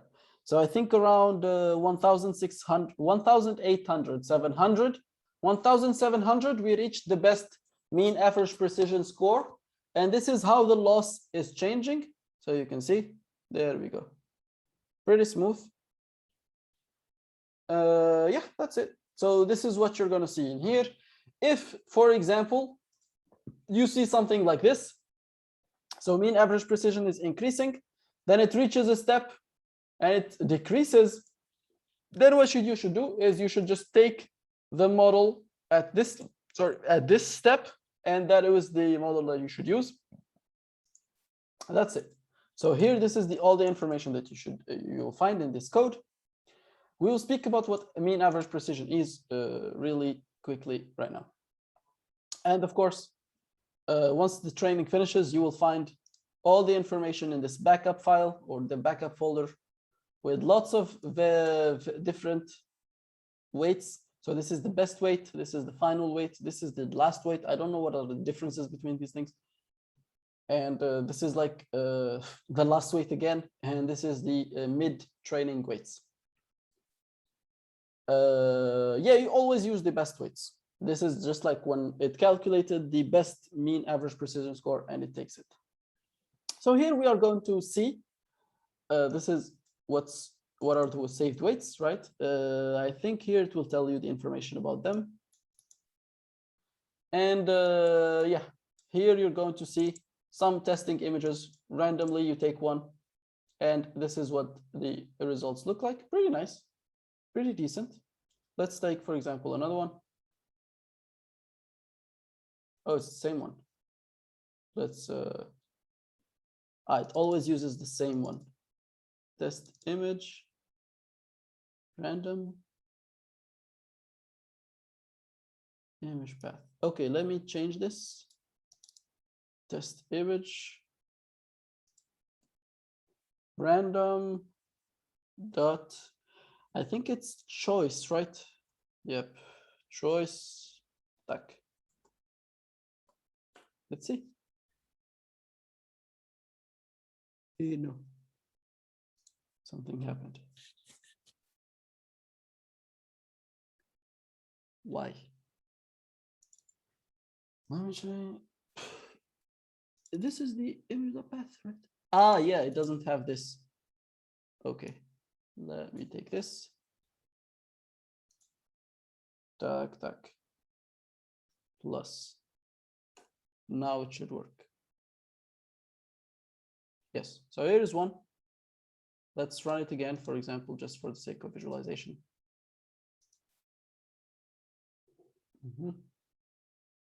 Yeah, there we go. Just another random image.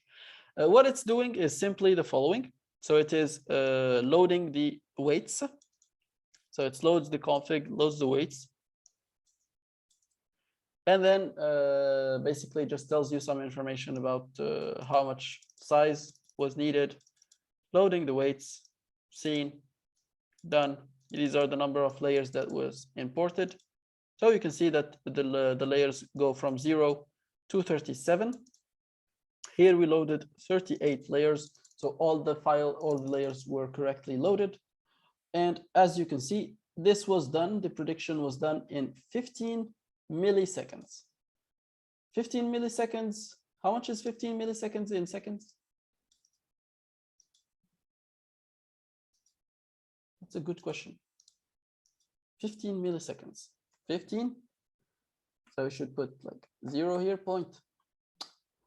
I think it's 0.015 seconds. Millisecond, that's microseconds. So yeah, I think it's like 0.15 seconds, right? Pretty fast, huh?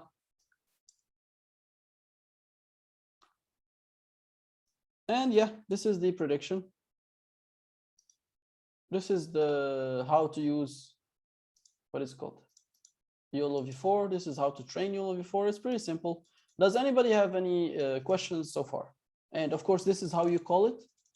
Darknet, using that script that we have compiled in the first step. Instead of calling detector.train, you're calling detect directly.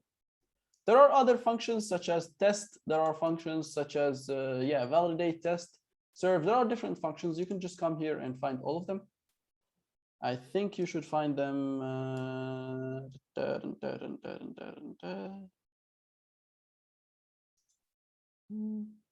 This should give you something to use, but not here. You should find it. What are the different functions that you can use? This is script. Netcam, this is how to connect it with like stuff. No. Make file, no.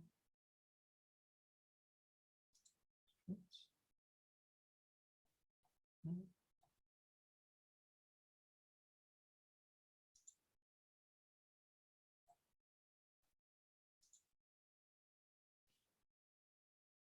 Sorry. I forgot where can we find those? No.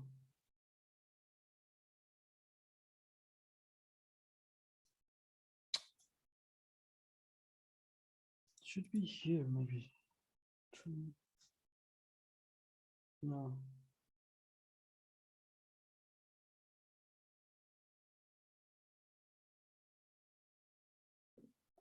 Maybe here.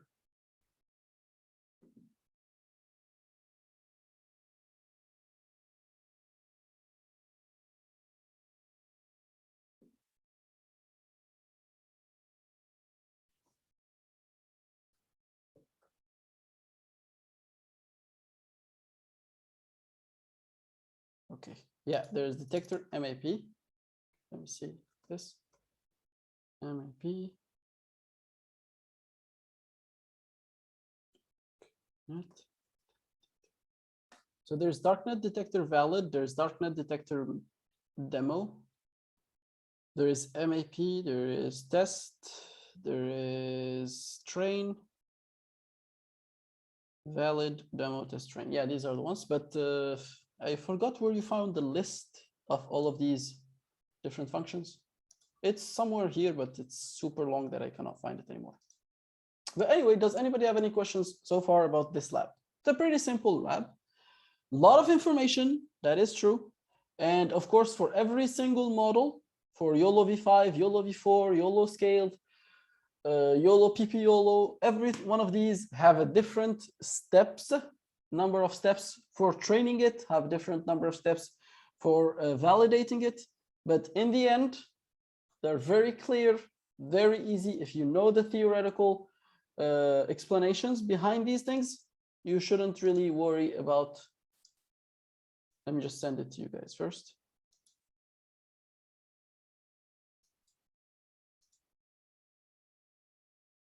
Yeah. Does anybody have any questions? Yes, please. I have a question. Yeah. My question is not on YOLO. Yeah. It's about Kubeflow. I've come across the word before. Okay. Can we leave all questions for Kubeflow like later till the end? Okay. Or if it's like something you need right now for like a job, maybe you are working and you need this right now, then yeah, you can ask. But if it's just something for general knowledge, then probably once we reach the final lecture, we will speak a lot about Kubeflow. Just all you need to know, Kubeflow is just a way to structure different steps. Let me just show you how it looks like. You just define different steps that you can structure.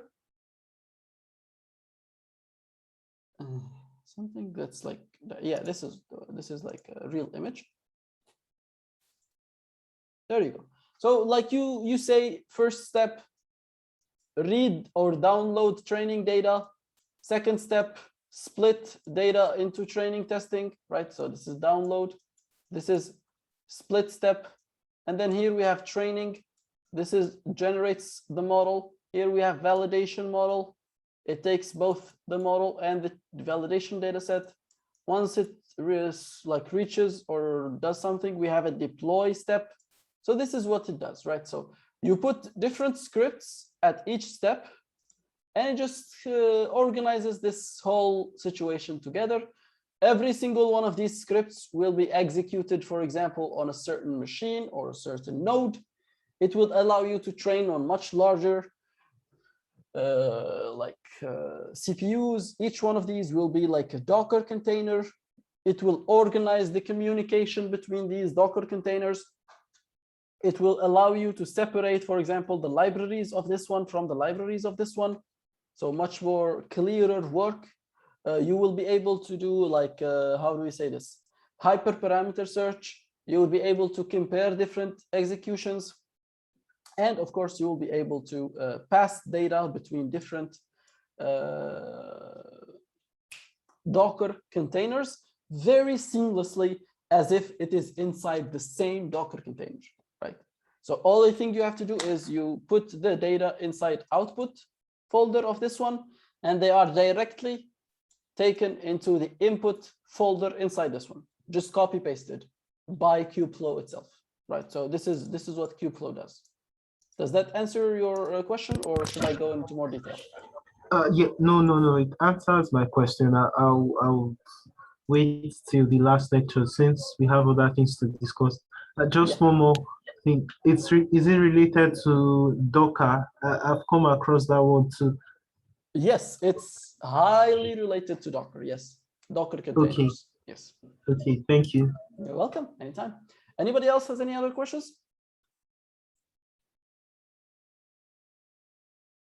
Now let's say, okay, we finished. So let's say you have already seen how to train on YOLO V4 for darknet implementation. Let's say you want to train YOLO V5 PyTorch implementation. Simply, you choose to download the data in this format. Already, RoboFlow will give you, so for example, this is it. RoboFlow will already give you this ability to choose the model directly. Not the tutorial. So you can watch the tutorial or read the tutorial. You can watch a video of this tutorial, or you can directly go to the RoboFlow example in here. All of this completely reusable. Only thing you have to do, run all. But of course, you change this code to the code you generated from your data set, put it here, press run all, and all the steps will be executed. The training will happen, configuration will happen, the validation will happen, all of it will happen. You will have your model by the end of it. So everything here is done already. Nothing you should like change manually. Everything is already done for you. Let's do it together right now. For example, let's choose this data set, YOLO v4, as I said, PyTorch. Copy this code, go to this one. So I will just copy it to Drive to be able to execute it. Let's, how do we say it? Runtime, manage sessions. Let's terminate this session. We come here. As I said, only thing you have to do is change the data. Press runtime, run all. That's it. Now you are training on your new data. You're training YOLO v5. It's installing, it's downloading it from UltraLatex. It's a good company for like a consulting company, and they were the ones who made YOLO v5. Again, YOLO v5 is a basic architecture as YOLO v3, but this adds more data pre-processing and bag of freebies and bag of specials as we've seen before. Here it is downloading the beautiful data. We can come here. We see, for example, this is the test data. We see that it comes in a different format than what we have seen before. So remember previously we had this, all of them in the same file, images and their annotations in the same file, but now things are different. We have images separate and labels separately, and the labels come in the same version in this case. But for example, if we went for, this is for JSON file. This will give you, let's go to code.json, for example, and I would download it on my laptop. Done. Oh, shit. This is, no, this is, I'm not going to download 2 gigabytes. Let's go to a simple data set. Sorry. Go to a simple data set, very small one, just so we can see the annotations. Yeah, this one looks good. Download. Coco, download, yep. Just so we would see how does it look like. Now I'm going to share my whole screen. Can you download already?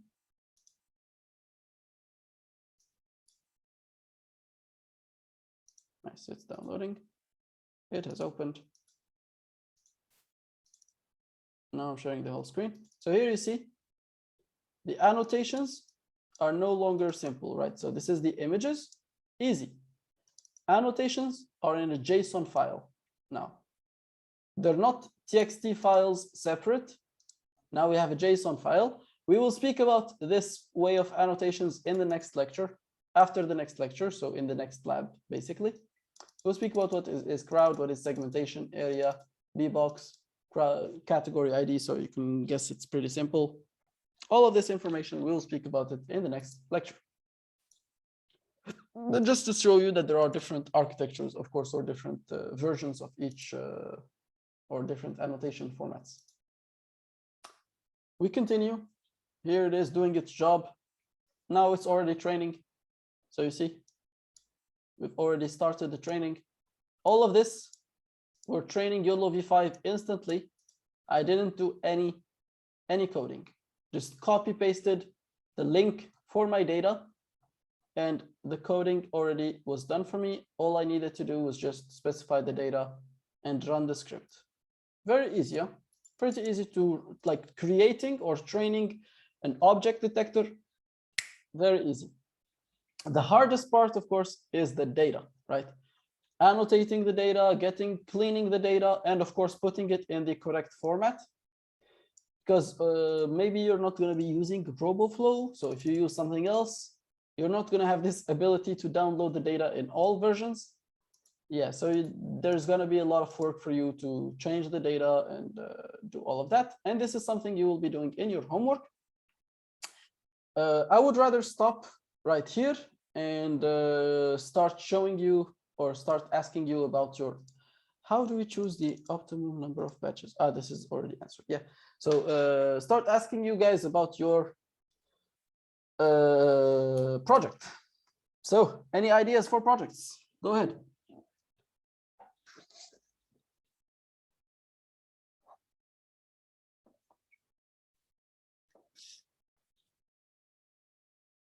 Let's ask Mohammed Ahmed. How about your project ideas? We think about choosing the benchmarking several object detectors that you provide in the sheet. So this is a very easy task. We didn't think about that it's easy. We thought about like it will be like it will help us like to dig more into more architectures. So we learn more about YOLO, for example, RCNN. So like we have Yeah, like some certainly. experience about this. Don't worry. In the homework that I will give you, you will learn a lot. You will definitely experiment with all of them. Don't worry about that. But the task is pretty interesting. The benchmark, though, you're going to have to do it on a new data set, right? So either you have, you guys are already working on a certain field and you have your own data that you're working on. So you give us this benchmark, or you annotate a new data set of new images and you do the benchmarking. Okay. So not just 5 minutes. So as you said, as you have seen, if we take data from RoboFlow, in less than 5 minutes of coding, I will have the benchmark already done. Okay, so like we can choose from RoboFlow, you mean, or we can like annotate our data? Yes, we cannot choose from RoboFlow. We cannot choose a data set that already exists. Your main contribution will be the data. Okay, we need to annotate our data. Yes. So what you can do, for example, this is a very important. Take, for example, this website called Supervisely. You go here. What you do is just you import a couple of images, for example, here. Just load as many images as you want. It will create to you a project. And in this project, you come here, you set up the project, and you can annotate the different objects inside the image, right? You annotate all of these objects. You can add some tags to the objects. You can do anything you want. Okay. This is interesting, something interesting, right? So you annotate the data. You see how this process of annotation is done. And trust me, if you're going to be a computer vision engineer in the future, this website and this process of annotating data, you're going to handle a lot of it. So probably you're not going to be the one annotating the images, but you're going to teach how to annotate these images to these engineers. And of course, you're going to monitor their progress. You're going to monitor their work, validate it, tell them what to do and what not to do. Okay? Okay, thank you. You're welcome. So again, what I said. Can we like make the proposal be on Friday, next Friday or something? Next Friday, that's too much. So what you have is maybe after tomorrow, you discuss it with your friends. Monday, you give me the proposal in a PDF and I read it. Either I accept it or I reject it and I give you the proposal directly. Okay. Okay. So Monday? Yeah, Monday. So you have to discuss it with your friends before Monday and get the results. Okay, so maybe Monday 12 p.m. at the end of the day? Yeah, Monday, the end of the day. I want to see your project proposals, all of you guys. Now, another step is where to find the data. Try to find something, like try to find any topic that you're interested in. Let's say, for example, I mean, I could even give you some data to annotate if you guys want. There are lots of like freely accessible data sets. Annotating these data sets for a specific task, let's say explore something that hasn't been explored yet. I don't know, you guys, who is in the team? Me, Abdelaziz, and El Batul. So 2 Egyptians and a Syrian. Try Yes. to find like a data set of something in Arabic, right? And I don't know, like license plates in Arabic, or any of these data sets that you can just Google and collect the images, label them. Yeah, label those data sets, label those images, and benchmark all the different object detectors. As you have seen, it's a very easy step to benchmark all the different object detectors. Easy paper, you already have like a publication out there. Okay, Okay. nice. Next group. By the way, Yeah. if we decided to like make like our project on something else, Yeah. and we made a proposal, but you saw like it's not applicable in our time, so you rejected. This Yes. will affect our grades for the proposal itself. No. So you can reject it, but we still like we will make another proposal, and we still like No, our if I grades reject didn't your affect. proposal, I will give you the task. Okay. So the proposal is your freedom to choose. Once your choice was not very suitable, I will give you some choice and you just walk with it. Okay. So preferably discuss it with me. This is why we are doing it here. So discuss it with me, discuss your opinion with me. If I give you the green light right now, you just go home and write it in a PDF or in like a Google Docs, and you send it to me. That's why Yeah. that's why I wanted like more time. So like we discuss more and choose the project, and then like maybe we can shift the proposal as a PDF for Friday, because I believe like all teams didn't choose yet. But okay, that's bad. Let's see the others and try to discuss with you amongst yourselves right now. Okay. I will give you 10 minutes and try to find something, right? So preferably something in computer vision, something that can easily be created as a research paper. So I'm sure most of you guys are going to do your thesis. So if your thesis is related to computer vision, that's amazing. Let's try to do some research paper in this field around your thesis. If it's not, then try to come up with some idea in computer vision that can be that can become a paper. And hopefully once you publish that, it would give you more more flexibility in choosing jobs. And if you want to continue, of course, for PhD, it will be like a piece of cake if you have a published paper. Okay. So Thank again, you're welcome. Again, the main goal of this course is to prepare you for what's after university, right? And there's nothing better than having like research publications out there to help you to continue, for example, for PhD or for like a teaching position. And of course, even for study, like for if you're going for an industrial kind of road, then for that, I'm going to ask you to build some sort of a project or do something that is industrial-like, right? So something that you can show inside an interview to any company, and the company would be impressed and they're like, yay, you're hired. So next team, I think Anastasia is the next person in my list. Yeah, I'm a team with Valeria and Sergey. So we were thinking about a semantic segmentation of like road situations. So for atomic self-driving cars, for example. Okay, nice. We were thinking our architecture will be based on UNet or something like that. Okay, so just to make it a bit broader, UNet will not work for your situation, right?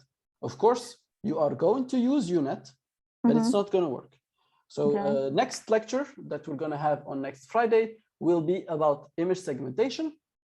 And we will see different, like a huge world of different algorithms of image segmentation. UNet in this case will not be the best solution, but still you're going to use it. But the best solution will be mask RCNN. It's very easy to train, much easier to train than UNet, and it gives 10 times better results than UNet. Okay. Okay. Mm-hmm. Very well. So, but the idea is amazing. I really like it. But the what are the objects you're interested in? What are the classes you're interested in? We didn't decide yet. Maybe Nice. it will be We're still deciding. Okay. Okay. So will you be okay? Let me just try and show you something.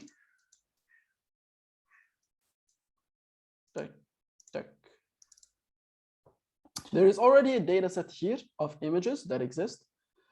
No.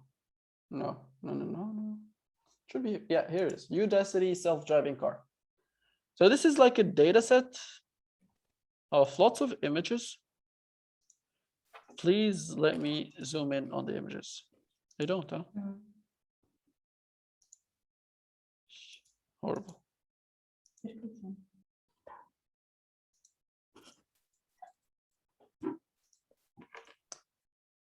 I don't know why it's not letting me zoom in on images.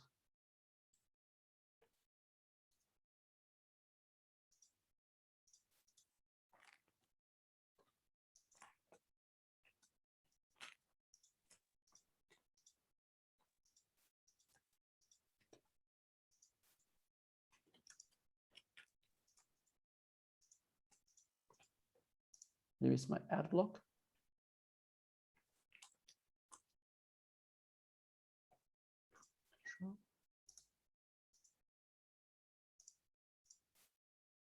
Let's repeat it. No, it's not my ad block. Like it's just a bug in their system.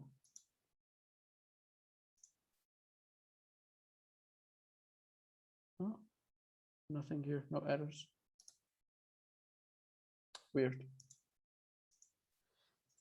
Anyway, let's come back to the data set. So here you will find a cool data set of cars like this. It's already annotated for these classes. So for example, car, pedestrian, red traffic light, green traffic light, truck, traffic light in general, a biker, traffic light red left, traffic light green left, traffic light yellow left, traffic left yellow. Yeah, this is the annotations. You could try to find some new classes and do the same thing, right? Just do the same thing on as what your other friends have proposed. It's working for segmentation, and this is for segmentation and for object detection. And it should be pretty easy to do all of these really quickly. Okay, but what could be interesting is if you found like a data set of roads which are broken.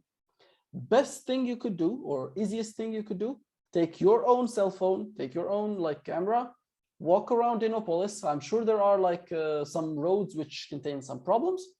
Take a picture and then just go home, put it in Supervisely, and then like annotate the picture. So this is like a pothole, like how do you say potholes? Pothole. It's called pothole. Yeah, these things. Sorry. Inappropriate images.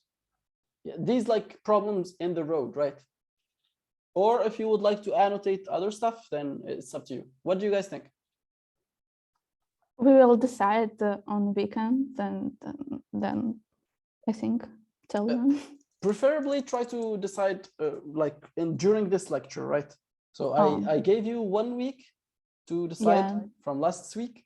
So I hope by Monday all the decisions are made and you start already working, because in 2 weeks you should already give me results.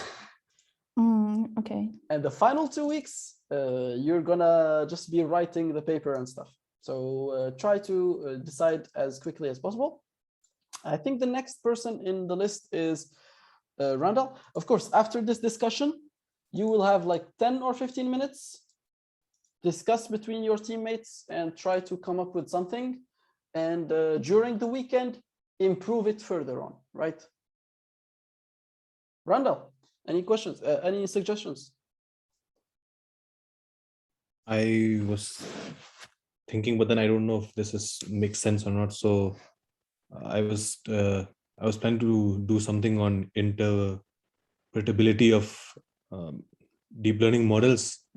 So from what I've seen online, it's mostly like it's a visualization task. Like you try to visualize where in the image that Yes. model is, like picking up more information. Yeah. So, but my problem with that is that it makes sense for that if it correctly classifies an image, right? Like it's correctly classifying an image as a dog, and it's saying it's picking like an area around the nose, and so it makes sense to say like, okay, that's where it's extracting information. But is it really useful when it's misclassifying and it's extracting something else from that? That's a very good question. Let's discuss it together. Yeah, so I was Can you remind me what GradCam does? Did we study GradCam? Yeah, we did study GradCam. And does GradCam only give you interpretations for the class that you predicted, or for any class? I think it's for any class. Exactly. So interpretation is for any class. So you take an image, even if it's wrongly classified, you can interpret why was it wrongly classified. Let's say, for example, you have a human being and he is wearing a cat's eyes, right? So this is like a human being and he's wearing those cat ears. Let's say the model classified this as a cat. What you're interested in, why did the model classify this as a cat? I'm not interested in why is the person a person. Me as a human being, I know why is a person is a person. What I'm interested in, why did the model make this mistake? So I'm never interested in the correct classification. I'm interested in why did the model make this prediction, okay? Using GradCam, for example, it would tell you, it would highlight the ears. And you will say, okay, the model is not wrong, but it's just not well trained, does not have a big data set. And the next step would be to give it more data. This is why we use interpretation in this case. Did you get it? I kind of get it, but then I don't understand like where is like in GradCam, where is the maybe I don't know how to frame this properly.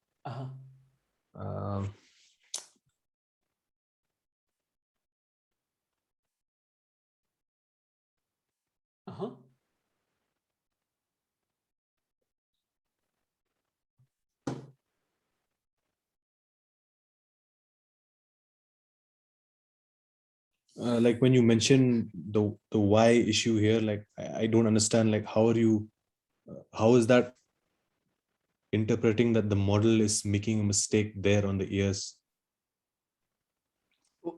Like we're getting that heat map there, but that's the heat map that led the model to make a certain prediction in this direction. So for example, if I'm interested, the model said it's a cat,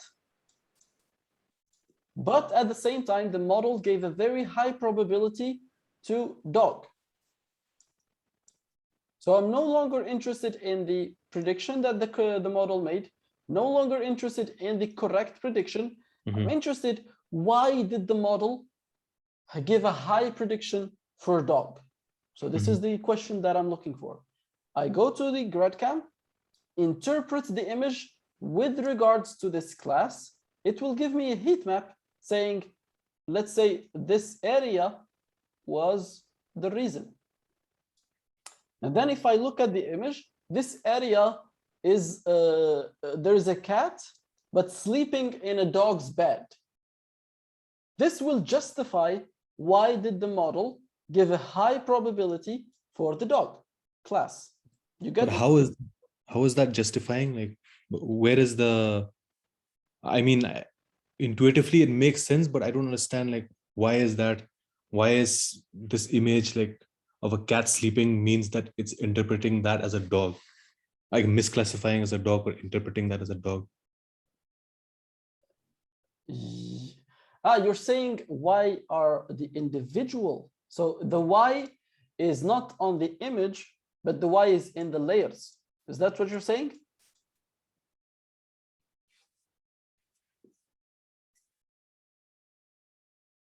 For example, if we're no longer working with images, here's the data. So this is like for loan application. Let's say this is age, this is income. If I want to, this was rejected. If he comes and asks me, why was I rejected? I'm not going to explain weird stuff to him. I'm just going to tell him directly, your income is too low. So I'm going to show him inside the data, what was the main part in the data that led to this decision. Your income being too low. For in the case of images, I'm not going to show him something random. All I'm going to show him is the pixels that led for this to this prediction. Did you get it? Okay. So this is the reason of interpretation. Okay. Like my approach was slightly different. Like I have a different approach to this, like because every time we run something, say an image in a convolutional neural network, we assume that it's some f of that image which produces that feature map, right?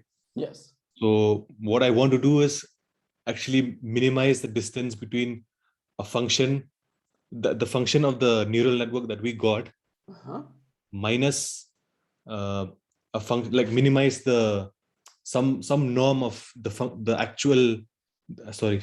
Let me repeat it. Like we have given we have a function of that image, and this gives our feature map or whatever predictor or classifier, anything we want. Like so, we want to understand how that is working internally. So what my idea was, basically take an arg min of f star of x minus f of x. Okay. Yeah. So find an inverse image of that. Like it's going in the other direction, not the forward direction, and then you calculate the minimized loss of information from that. So okay, and that should give you what exactly? So I'm assuming that there is a minimizer here. So when we calculate the minimizer, we'll actually find a function that approximates this convolutional neural net black box model. So then we can actually get loss of information and understand where is where is the model losing out when it's extracting these features or information. Okay, and the loss of information represents what exactly? That's what I'm saying. Like the loss of information measures how I am.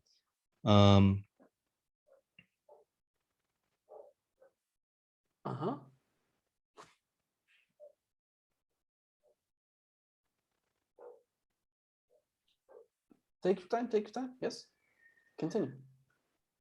I think that's what it should measure, because I am finding a function that is very similar to this black box model that's working. So it's actually finding some function which is another neural network. Another neural network that is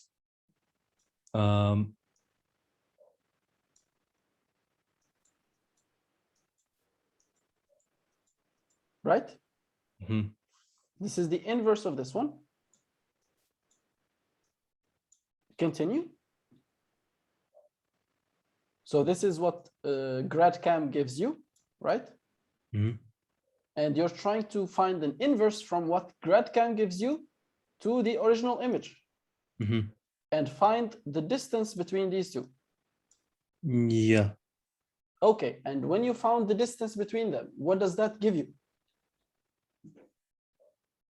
I think that will give me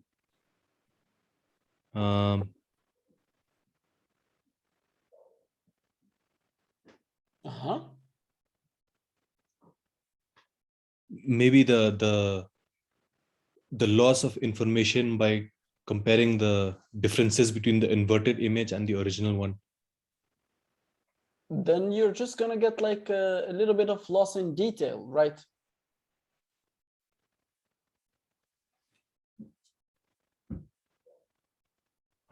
But isn't that also like trying to understand how the initial black box is working?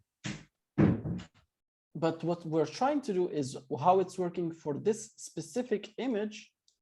What in this specific image led to the classification being wrong? This interpretation has two outcomes. First outcome, it's a logical thing, right? So as I said, it is the cat's ears that misled the model. This is a logical outcome, and you can do like you can take enough steps in this direction. The next thing is an illogical outcome. So for example, I took a picture like this. This is a picture of a human being. It was classified as a dog. And when I asked the model, why was it classified as a dog? It gave me the face of the human being as the reason. This is not the reason that is valid reason or a logical reason for interpretation. This just means the model is crap. And in this case, what you will do is you will take this model out of this situation and you will retrain the model again. So in this first situation, add more data. The model is logical, but it's not working in this case. So you add more data representing this case and retrain the model. If the model is giving something that is completely not logical and justifications that are not logical, completely ignore this model and retrain it. So this is the goal of debugging the model. But in the case that you're just speaking right now, we're trying to understand the model itself. So we're trying to understand the black box. We're not trying to understand, we're not interpreting its predictions, we're interpreting it. Well, I think that's where I got confused in the definition, I think. Probably. So you're speaking about a different scope of interpretability, right? Remember, the first scope is the train function. Second scope is the predict function.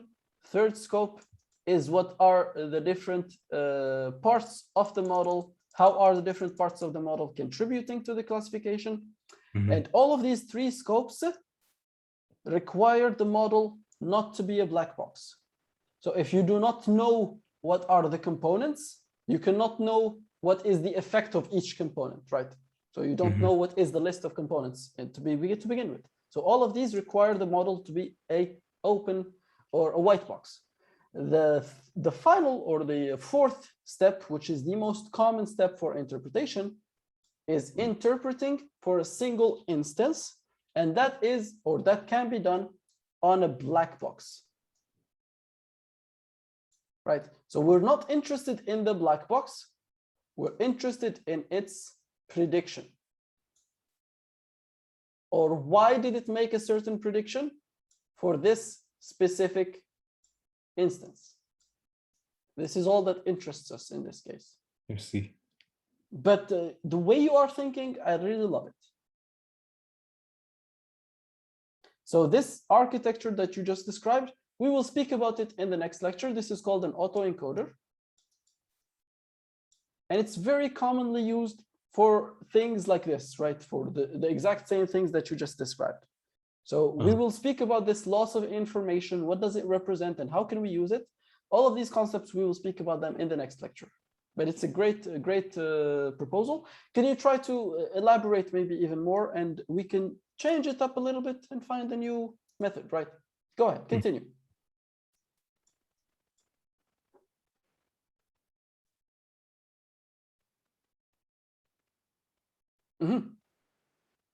What are you asking? I didn't get you. Just like throw around ideas, right? It's just brainstorming ideas. Yeah. I was thinking along the lines of why are we giving importance at the last layer, like extracting the feature at the feature map, when we can maybe extract more at every layer. And exactly, GradCam can do that, right? Yes, you can specify which layers to choose. You can specify, does it use the first layer or the last layer? You can specify a combination of the layers. All of this you can do it in GradCam, doesn't matter, right? This is still up to you. I'm not sure if this exists or not, but it's pretty pretty straightforward. Let's see if it exists or not. Grad cam multi-scale. Let's say it like this. Robust tumor localization using pyramid grad cam makes a lot of sense, right? Yeah, I think this is what you just described, right? Pyramid grad cam. Let's see. Yeah. Probably a different layers, right? Oh, yeah, exactly. Yeah, take at the first layer output, concatenate it, upscale it, concatenate, upscale, concatenate, and upscale. Yeah, makes sense. Yeah, makes sense. This is exactly what you just described, right? Sadly, it's already done. Bring a new idea. Come on, go ahead. You're very good. You're very good. You're very creative. I like that. Push, push. Brainstorm. This is the goal of this session, right? Just to give you something to research about, right? So let's say GradCam RCNN. Let's see if somebody did this before. Object localization using GradCam++. It's a good MDPI. Let's see what these guys did. Everyone has done everything, like Almost, yeah. Almost everybody is doing everything, right?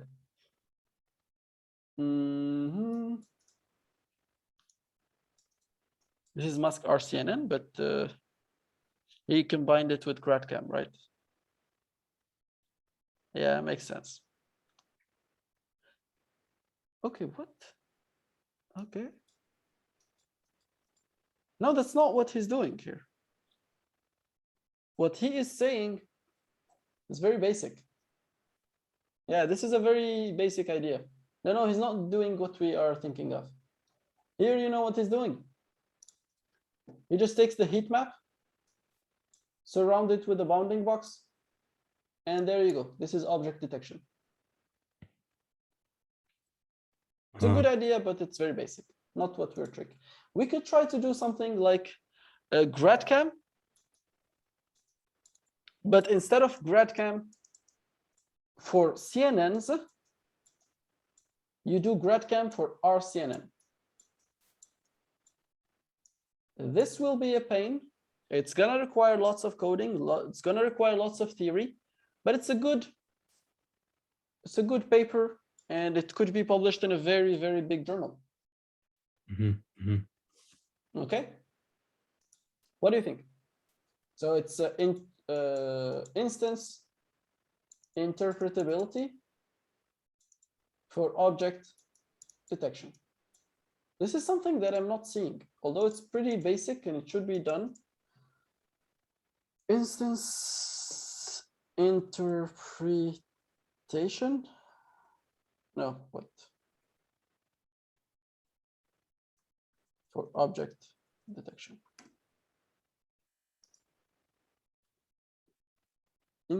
Nope. Agent, nope. Nope. Nobody's doing it, right? Yeah. Should be pretty easy to do, but nobody's doing it. Theoretically, it's pretty easy.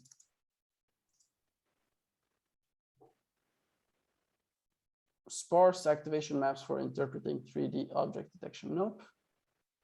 3D object detection. I hate this title because it looks like it's doing what we are proposing and a lot more.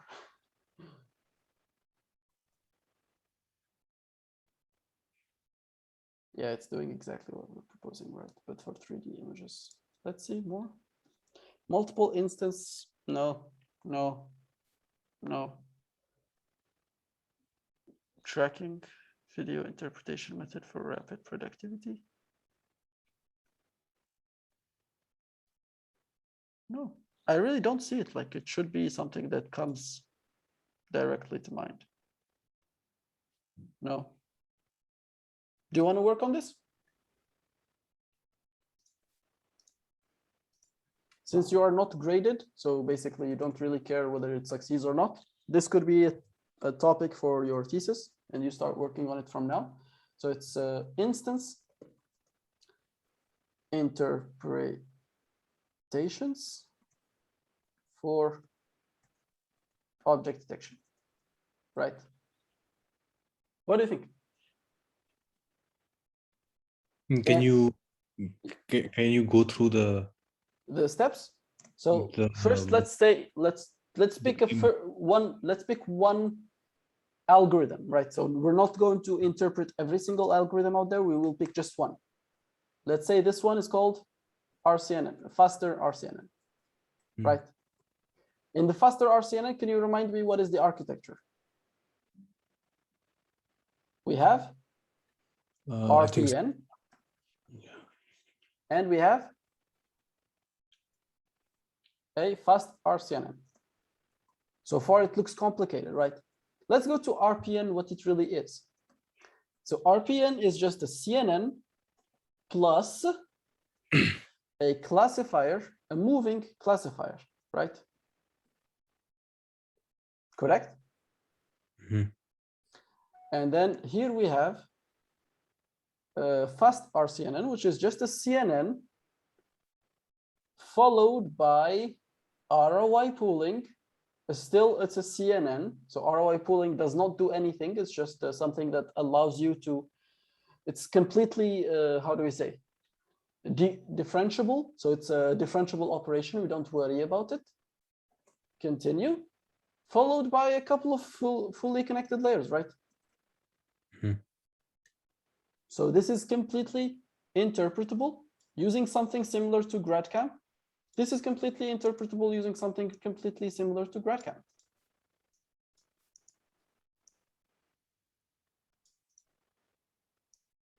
What do you think?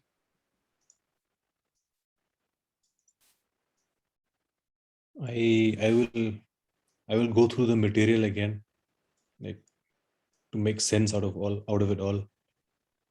Nice. Like, yeah, I'll. So first, you're going to have to define the theory of interpretation for object detection, right? So what do we mean to interpret an instance? Previously, right? Previously, when you take for image for any classification, usually it's simple. You have one sample, one classification. You interpret it.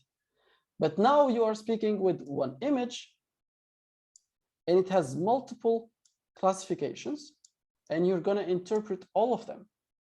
First, you're going to interpret, there are the things in the image that were not predicted. You could interpret why it was not predicted. And there are the things in the image which were predicted. Maybe they are wrongly predicted. You will interpret why was it wrongly predicted. And there are things in the image which are correctly predicted, and you would interpret why they were. So you would have like three main cases of types of interpretations.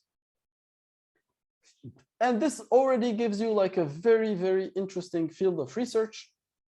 Amazing thesis around this topic.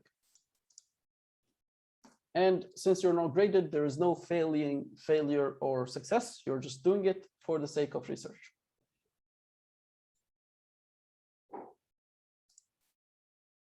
Sounds nice? Sounds good, yeah. Do you know Professor Khan? Yeah. I actually like talked to him, and he got me in touch with one of his other colleagues, like what's his name? Riviera something, Jose. Yeah. Try to go back and get in touch again with Professor Khan. I think it's he's the best option we have in Innopolis, at least for professors in machine learning and computer vision field. Go back to him. If you like this idea, try to write a presentation, work with me on this part, and then we certainly will include Professor Khan in this area. So he will be officially your supervisor for thesis. Okay. Can we meet again sometime soon? Like I'll go through some papers. Tomorrow, and if you want. Maybe Sunday. Tomorrow is actually a bit tight for me. Like take your time. Yeah, take your time. Yeah. Nice, very good. I really like again, as you said, as I said, I really like your way of thinking, and I like your topic. Anyone else? So next we have Ikishi. Can you hear me? Yes, we can hear you. Okay, so I'll be working with Ayomide Bakari. Okay. Yes, and we decided to work on facial expression recognition using facial landmarks. Nice, nice. So how will you do this task? We'll use neural networks to Detect the facial do landmarks? the process.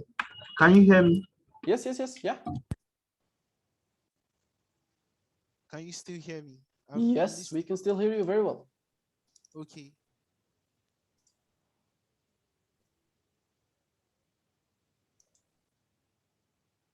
Continue, yeah, go ahead.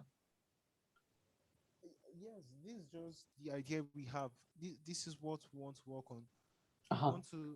So part of the benefits of this project is that it can be deployed in social robots. You know, social robots work with different groups of persons. It can be with children or with elderly people. So if the robots can detect when somebody is angry, and then it will know what to do when somebody is angry, or when somebody is it to be able to adjust its behavior. Okay, got you. Yeah, certainly. This is pretty interesting. Yeah. No, I want something like deeper.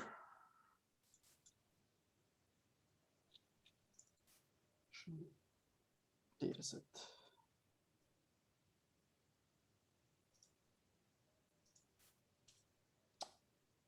Tac. All of these are 3D deeply, no, style aggregated.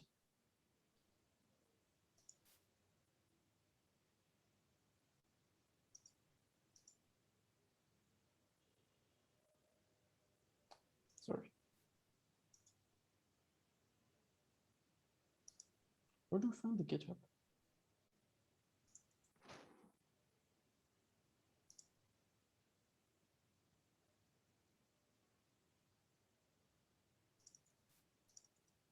TensorFlow, okay.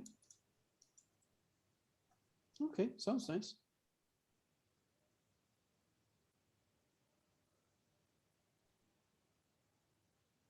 Okay, sounds cool.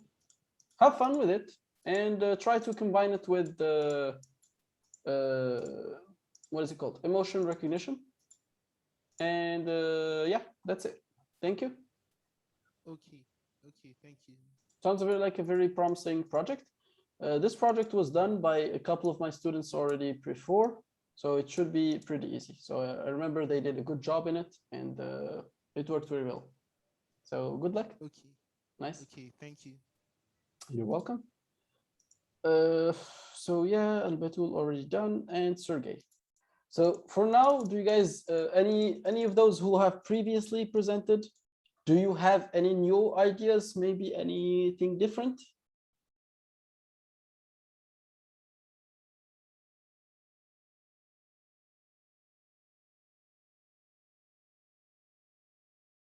Anything a bit more improved?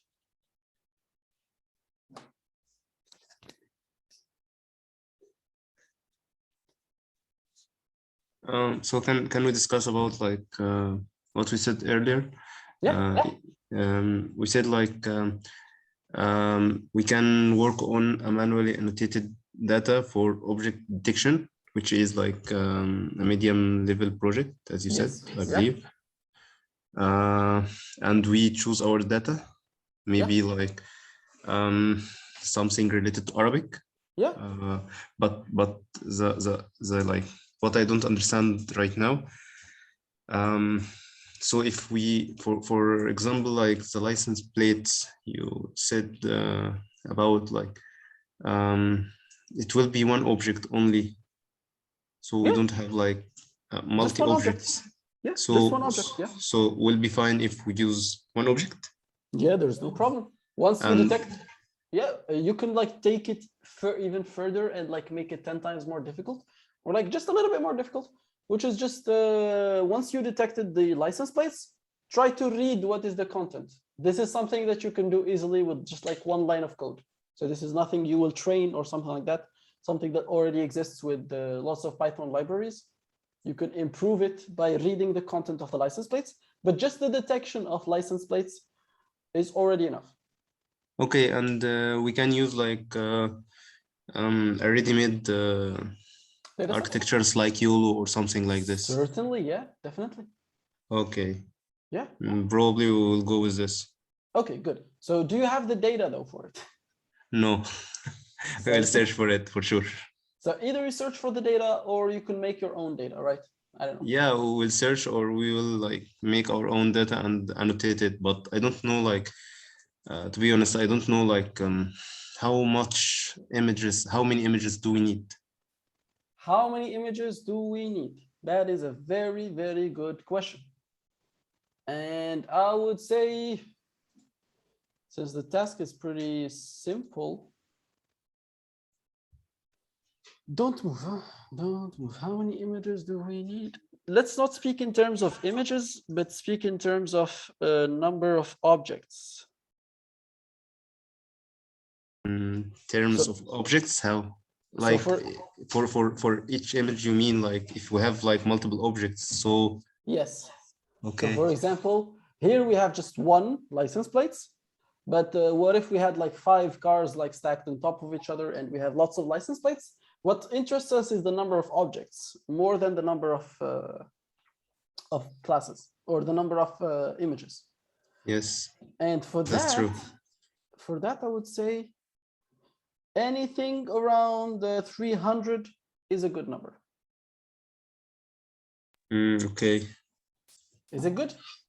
Yeah, 300 will be good. Doable.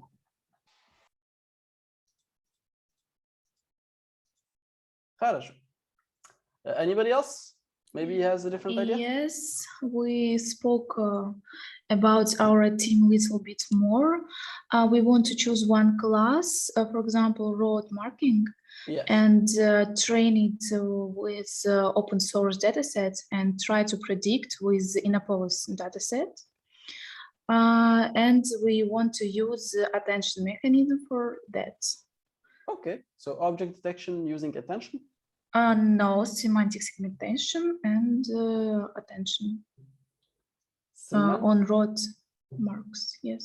Okay, let me see semantic segmentation with attention. There's certainly one algorithm that does this, but I'm not sure if it's famous. Semantic segmentation with attention. Well, yeah, there is. But are you sure if it's easily trainable? Oh, yes. You don't know yet. Okay. I like this way of thinking. We try to do just semantic segmentation at first, and then if it will be easier, we will use attention for it. Okay. Guess, Okay. yes. Okay. I like this. I like this. Let me see if they have like a code. They have the code for this paper, and it would be easier for you guys. They just have the algorithm here. Code. But we don't see something. Ah, yeah. Yeah. Let me share the screen. So this is what you're speaking about, right? Something that's using attention. Channelized axial attention, considering channel relation with spatial attention for semantic segmentation. University of Sydney and Tencent AI Lab. They sound like respected people. So yeah, this looks like a good. But let me see if they have a GitHub.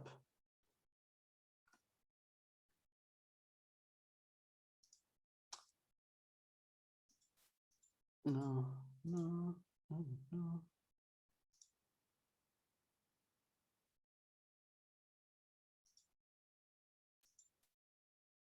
Medical image segmentation with guided attention. Let's see what do they mean. This is the image. guided attention. So the attention is over the different, these are the attention features. Well, the different convolutional feature maps. And you choose from these convolutional feature maps which one to take or which one to focus on. Does it work? I'm hesitant. I don't really see the reason why it would work. Theoretically, it could work, but it would require a shit ton of data. And I've never seen a medical research with a lot of data. So technically it shouldn't work, but probably they did it anyway. Let me see how much data they have.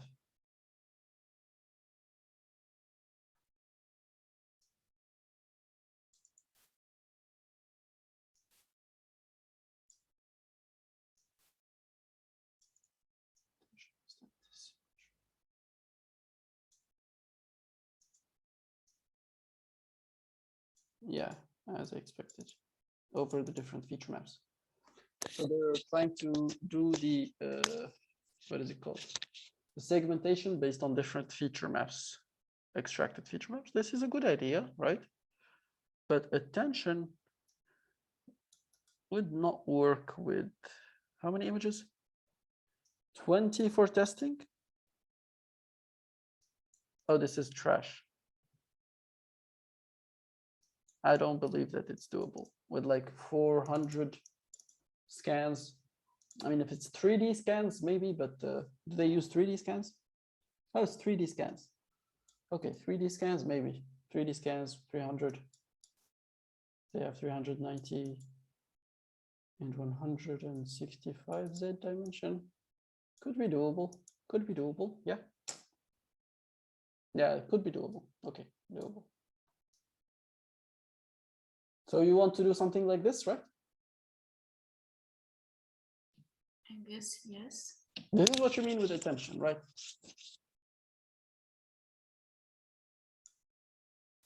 So you're speaking like the same attention that you see in natural language processing, right?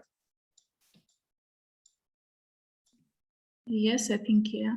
Yeah, okay. Do you have it? Do you have some experience with natural language processing and attention in natural language processing? No, just Oh. read about it. Okay, good. That's good. That's still good.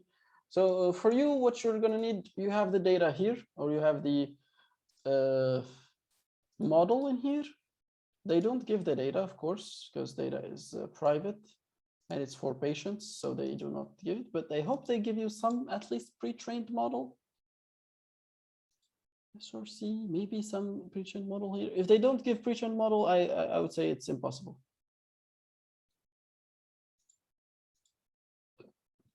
Yeah, if they don't give you a pre-trained model, then give up. Yeah, completely give up.